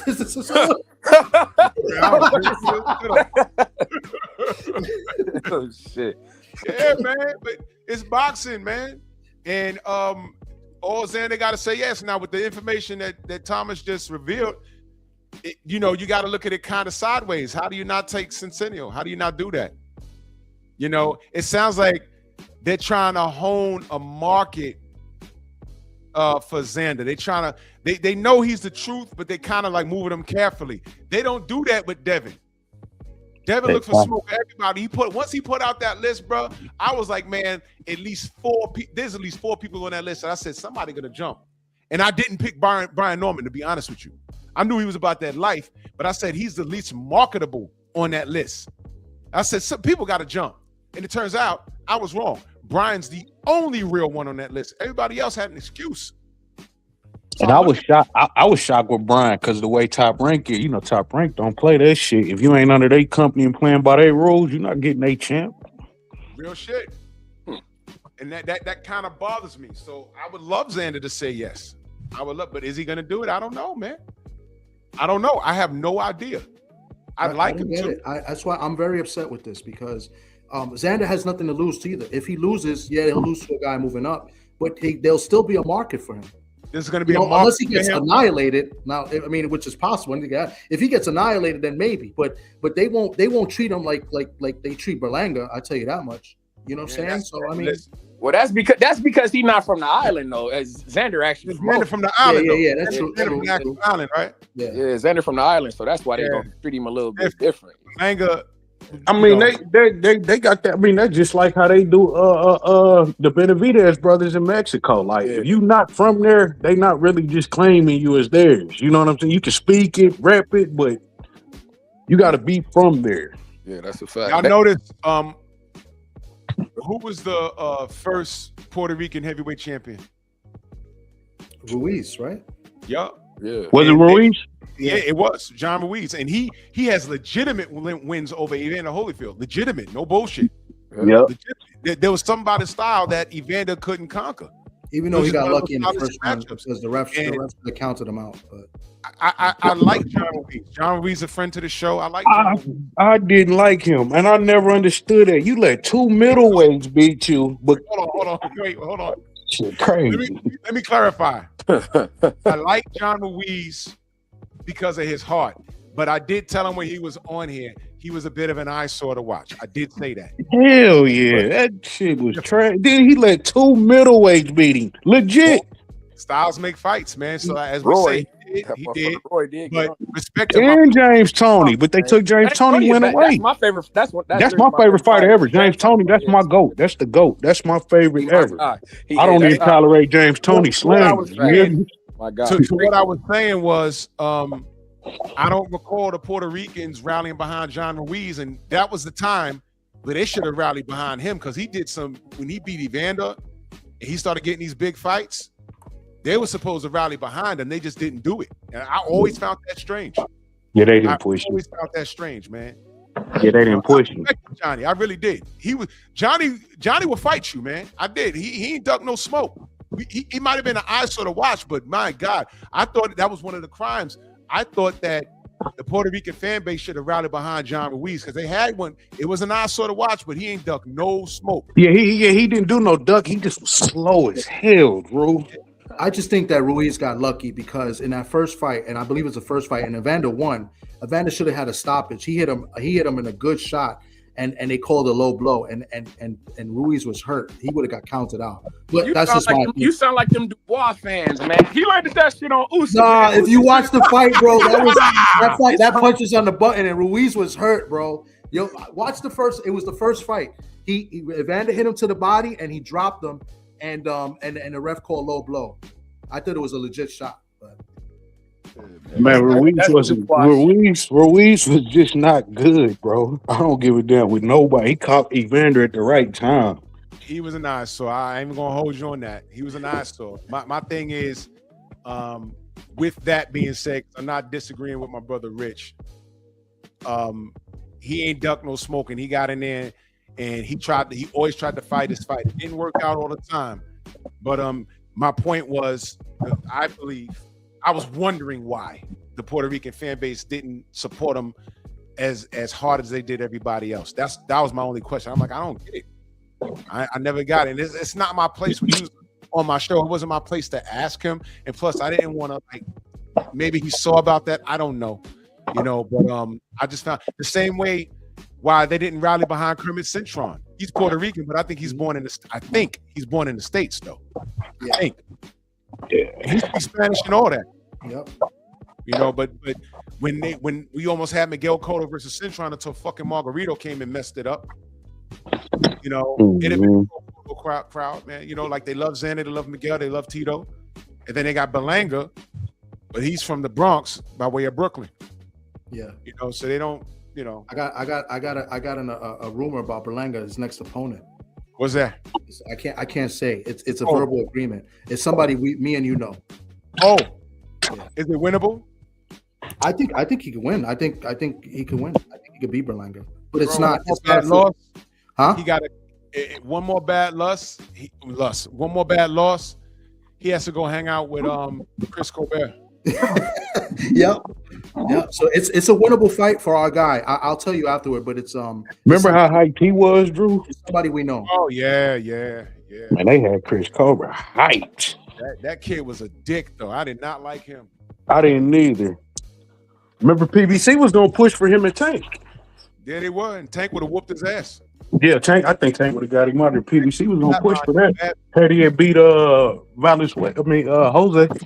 Yep. And let's not forget, speaking of Tank, Tank stepped to him and said, let's get this going. And Jose was like, yeah, let's get it. They said, come to 135. He said, we just want to belt at 140. We ain't going down there to fight you. Come up to 140. And Tank didn't want the smoke. Yeah. That happened. Oh, shit. Young Abel in the building. Salute. Hey, what's happening, y'all brothers? How y'all doing today? I gotta say a message to Thomas from the Bronx. You're welcome for Sam Darnold. You're welcome for Appreciate Sam it. Darnold. Thank you very much, man. I this is boxing, so I don't bring the football talk here, but I saw Delano, and he still got that Patriots Brady thing up, so I wanted to get at him. And he was talking greasy. Who got a He was football talking greasy channel last guys week. to get on? Y'all got a football channel or something? I be wanting to talk my shit. Go Packers, you feel me? I be wanting to talk my shit, man. But you know. Hey, listen, bro. Listen, man. I'm a Vikings fan, but the GM that we just fired made a big mistake letting Sam Darnold go and letting JJ McCarthy play. And he was injured riddled. He was inconsistent the whole season, bro. And we had a team that could have competed for a championship. Now we Hey, don't let Treese trick y'all. Treese a Browns fan. No, don't do that. I'm a Shador fan for sure, but no, this is Packers over here. Go Pack, go, baby. Big cheese. Don't do that. Well, at least the Packers got a quarterback in Jordan Love, which hopefully JJ can be better next season. But you know, it is what it is. But let me, hey Drew, I was actually watching some all the Evander Holyfield fights this week, and I was able to watch the first two John Ruiz fights, bro. That guy, man, that John Ruiz is beyond dirty, bro. The dirtiest fighter I have ever seen. He was. Bro, the dude was grabbing Evander behind the head, hitting him low, hitting him on the side of the head, even in the clinch, bro. Like, people accuse Evander Holyfield of being dirty because he uses his head a lot of the time, which he does. But John Ruiz was on a different level, bro. Dirtiest motherfucker in the game. He was. Dead ass, bro. Probably worse than Andrew Galata, but he doesn't compare to Tyson Fury though. But Galata was on bullshit. He was throwing combinations to niggas. No, he was a bullshit artist. We don't. Yo, you saw when he fought Galata.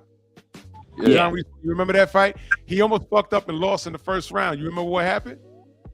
No, you got to Galata caught him coming in and he fell. It was a flash knockdown.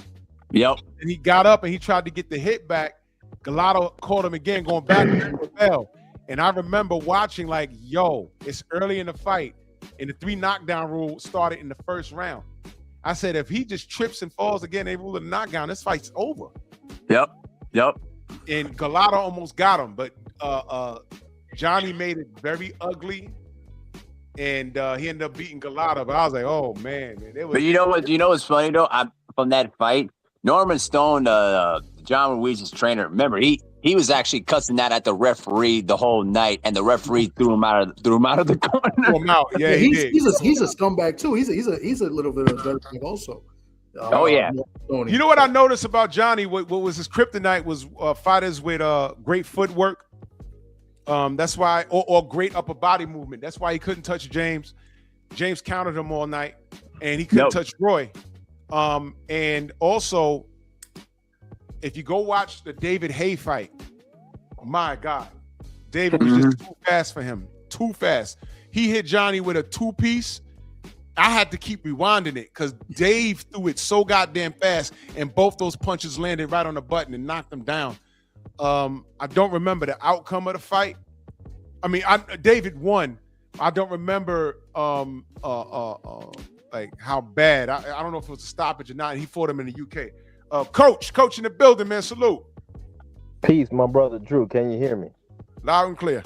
What's happening, Coach Hudson? The reincarnation of Malcolm X. I believe it's Treese who was talking. Yes. And yes, sir. Popped into my brain when he was talking about, you don't need to fight that guy. And I started thinking about the definition of insanity. Doing the same thing, expecting a different result. I have to say this. I've been watching the way Ryan Garcia has been basically given an opportunity again and again, slapping the boxing world in the face.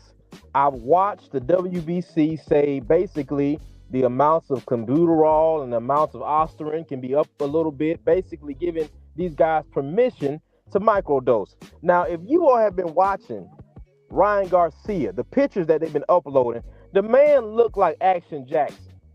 Now, everybody's acting like this is okay. And to my brother's point, I have to ask this. How long are we going to allow ourselves to be the pedestal for everybody else to step on to catapult their career and their names. Because let me make it plain. If a Puerto Rican or a Mexican beats Devin Haney, they are catapulted into the mainstream. Not just for the casual boxing fans, they are going to be known all over the world for defeating Devin Haney. Now, let's reverse the roles for a second. Could any fighter, and you all can tell me in the chat, could any black American fighter do what Ryan Garcia did? Go on a racial rant the way Teofimo did and still get these opportunities that they're getting. The interview with Mannix and Mauricio Suleiman. Mauricio Suleiman put his foot in his mouth and he showed you the clear bias. He showed you the clear lies. Imagine if there was a Mexican Devin Haney. Imagine if there was a Mexican native-born Puerto Rican. Imagine if there was a Eastern European Devin Haney. They would be protecting that man like the president. Yeah. But because we have these big hearts, because we don't understand our past and the foundation that we stand on, we just keep on saying, well, you know what? Let me get this guy this shot. So to my brother Treese's point, you don't have to get him a shot. And I know the brother Bill Haney, Trill Bill, is doing everything he can to, even if he has to pull these guys' courage card to get them to fight Dev. This is not something that Bill should have to do if these were real warriors. Now, let me address Shakur Stevenson for a second. For Shakur Stevenson to get up here and say that he has so much grace for Teofimo Lopez and he doesn't like how the team did him. Shakur, we need you to have that grace to say, I don't like the way you all did Devin Haney. I don't like the way you all did Wilder. So because of the way you have treated my brothers, I'm going to give my brothers a shot. Maybe you don't want to give Dev a shot. Fine. You said you're going to go back down. Call out a Shockey Foster. What is all of this? I'm going to go fight this Latino fighter. And let me be clear, because I train Latinos. But what I'm talking about right now is you being slapped in your face again and again, and you still don't look to each other to make things happen. We already were shown with Brian Norman Jr. and Brian Norman Sr. And let me say this point about Top Rank, because I know a lot of people are asking the questions who have been following the sport. Top Rank, I'm surprised that they let this fight happen. No. See, Top Rank ain't stupid. They had a good feeling that Devin Haney was probably going to beat Brian Norman Jr. So you might say, well, Coach Chester, why would they allow that still to happen? Because they knew that if Devin Haney beats Brian Norman Jr., Brian Norman Sr. is going to get out the way. They knew that exactly what happened, the father, who they didn't want in their way in the first place, was probably going to be a split. Now, you all can call me conspiracy theorists all you want, but I'm about 10-0 on my projections that I done said. Now, and I'm going to leave you on this point. What Brian Norman Jr. showed, what the last event that we just watched showed, brothers, it's enough talent between you all to do something. Imagine, family, imagine Shakur Stevenson and Devin Haney getting together and saying, you know what? We're going to put our differences to the side for the culture. This Black History Month, we declare that all of us will be dropping our WBC titles and we will be fighting each other to set the example, and we will only be fighting for the Ring Magazine belt. Moving forward, we will not be carrying and representing the WBC for their treatment of Shakur Stevenson and Bud Crawford. Another question I want to ask you all. When Mauricio Suleiman called and basically asked about his friendship with Bud Crawford, let's ask ourselves this question. Well, what should we do about your friendship with international criminals? What should we do about your friendship with people that are not even allowed on U.S. soil anymore, Mauricio Suleiman? Since Shakur Stevenson has to get chastised, has to get punished for his friendship with Bud Crawford. Now, I told you all months ago that people were going to have to pay a price for what Bud Crawford did and how he left. And what the brothers come and say, nah, Coach, you just a conspiracy theorist. Nah, Coach, that's not it. But that's why I changed my name to Coach of the Truth Tellers. Because whether you like it or not, I'm going to tell you like it is, and you're going to bear witness to everything that I say.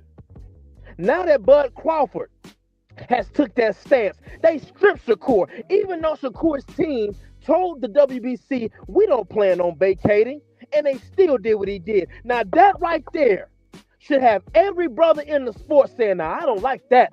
I don't like seeing no brother being treated like that.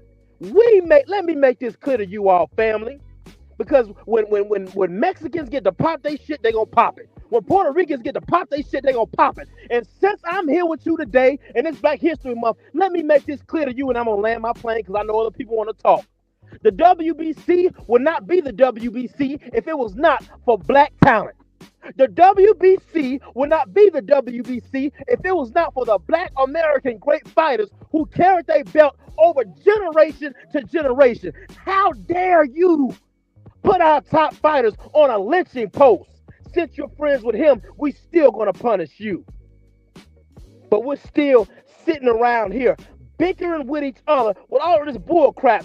Shakur, Keyshawn, Devin, Gary Russell, all of this talent, we are all we need right now. And then when we get ourselves together and we have leveraging power, then we can reach back and say, I see my great Mexican brother. Come on up here with us and fight the best. I see my great Puerto Rican brother. Come on up here and fight with us. But they are moving like they already have the leveraging power. And ain't none of y'all got that type of leveraging power. I land my plane there. Shout out, Coach, man. But yeah, man, Yes, sir. Hey, Right out. see, that's why Coach is the reincarnation of Malcolm X, right there. But let me say this too real quick about the WBC. Keep in mind, the WBC was going to get bankrupt in the mid-2000s. I explained this before in the past. Go research that. But more importantly, too, when I was watching the Mauricio Suleiman interview with Chris Mannix, the thing that really stands out to me was, what, Mauricio, didn't you remember that your father was bending the knee to Don King, was bending the knee to Bob Arum, but basically bending the knee to these promoters to make sure that their fighters that they represent get protected at all times while the other ones get sent to the waistline? Do you remember that though, Mauricio Suleiman, or did you just forget like it was nothing else? That's why they're angry. That's why Exactly. they're angry, because they hate it. That's why they're angry. Exactly. And this And more has been importantly, too, remember this, Drew. Remember all the corrupt decisions that the WBC allowed to happen, particularly when it came to Pernell Whitaker? Of course. Absolutely. Think about that, bro. And let me say this too. When it comes to Turkey Al-Sheikh, he's basically ripped the mask off of these sanctioning bodies. And now the sanctioning bodies have to make a decision, which includes the WBC. Either fall in line or get out, or you're out of business. Simple as that. You know what? If you want somebody, One of the Go major pipe bombs that Coach, and salute the Coach for coming through. And this is not talked about enough, but we talk about it over here. Mauricio Suleiman was worried about the relationship. And see, this is something I mentioned the last 2 days. He wants to talk about the relationship between Bud Crawford and Shakur. And he didn't mention that to Chris Mannix, but Shakur's team mentioned that. They said it was odd. They kept calling, and then Bud's name came up. They said, why are you mentioning Bud? They're two different people. What is going on? Or are they running the same because they hang with each other? So if you're not gonna pay us, give us our shit back. So don't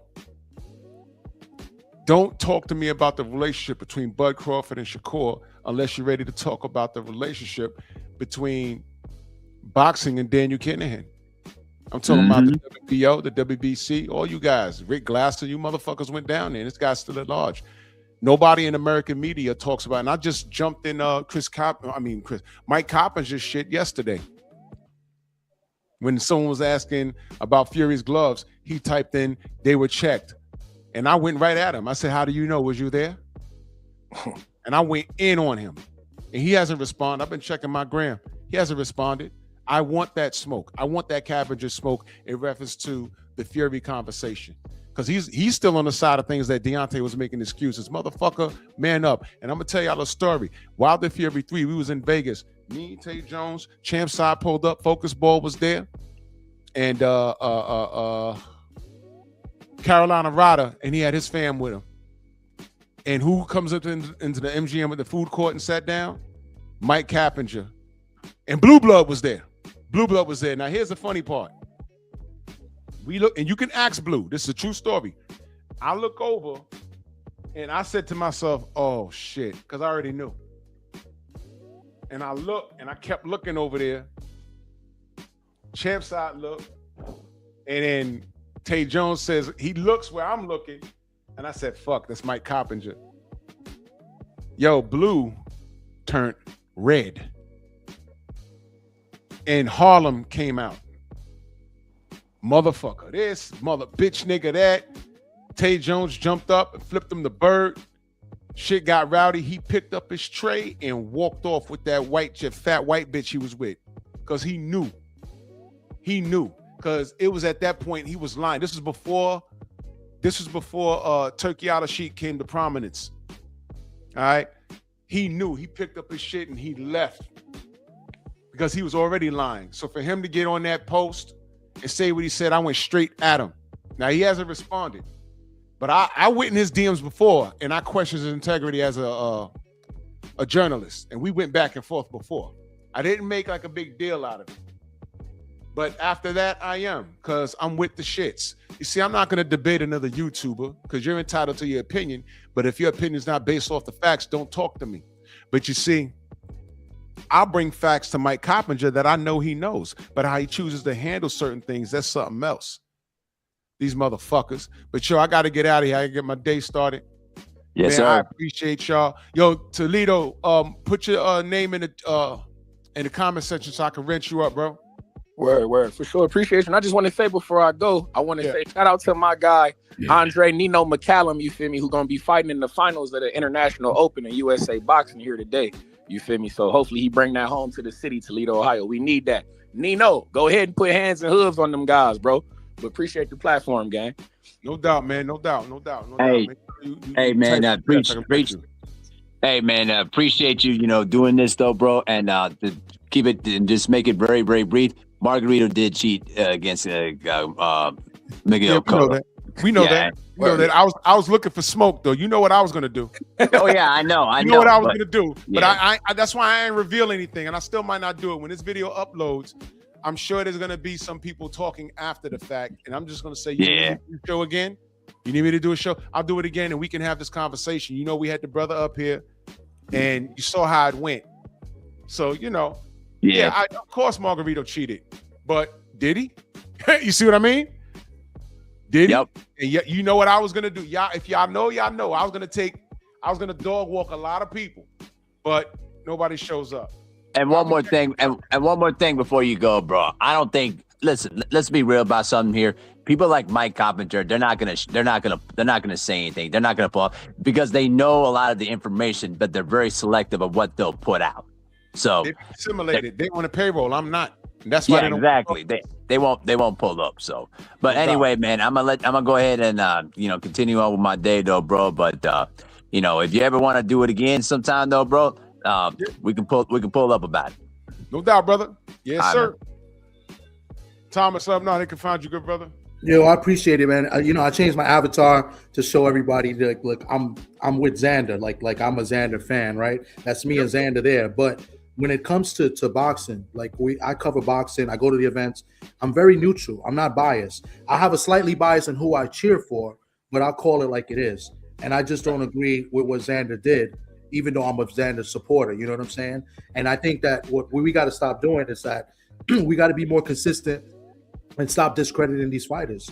You know what I'm saying? I really don't like that. You know what I'm saying? We could like who we like, but we can't discredit, our guys.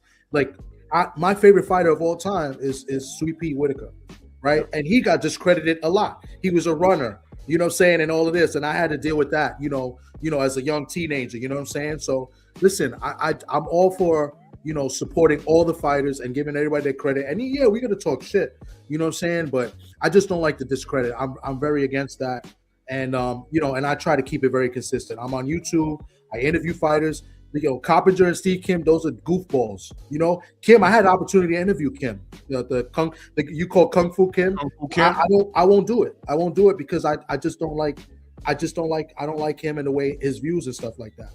So You know, when people see me and they say, you know, look at this German Puerto Rican or whatever you want to call me, I'm very, I'm very neutral and I'm very unbiased. Like I'll call it the way it is. You know what I'm saying? So that's all it is. I just want people to know that we got to stop discrediting people. You know what I'm saying? And just, you know, support everybody that fights. You know, and then call a bozo when he says clown shit. And I don't agree with what Xander did. You know, I agree with what Xander did. You know, not taking the Santillan fight and fighting a champion. You know, but I don't agree with the comments. Like, you know what I'm saying? So, and that's it. That's what it is. You know what I'm saying? I appreciate guys like Rich Porter that was up here. Like, we have the same mindset. You know what I'm saying? So, and we both agreed on pretty much everything. You know what I'm saying? So. There's that. And then everybody on the panel that came up, I appreciate, you know, as well, the conversations and, you know, salute to them and their point of views as well. You feel me? And of course, the show, we appreciate, you know, what you do. You know what I'm saying? So that's appreciate that, bro. Go subscribe to my brother. Yo, Shava said you're a Jerican. That's messed up, Shava. You are a toxic time today. Yo, fam, we gonna talk, man. Oh yeah, for sure. I'll let you know who the opponent is. You know him, so. Okay. We're gonna talk. All right. I'm gonna get out of here, y'all. Get this day started, man. Y'all go hug your loved ones, man. Salute to everybody in the Venmo, the Zelle, the Cash App, the Super Chat. I didn't get entirely what I wanted out of today's show, so we just talked some boxing. Salute to Coach Hudson. Y'all make sure you go subscribe to my brother. But y'all come back and check the comment sections because I was trying to trigger people. This was all bait, but they didn't take it, and that's okay. I'll catch them on some other time, but man, salute to y'all, and we back tomorrow. Bronx on deck. Move! Hey, James Franklin. Why are you gay? Who says I'm gay? You are gay. I'm gay. Gay, like super gay, like one down here, one here, one here, one here gay. I thought you knew that.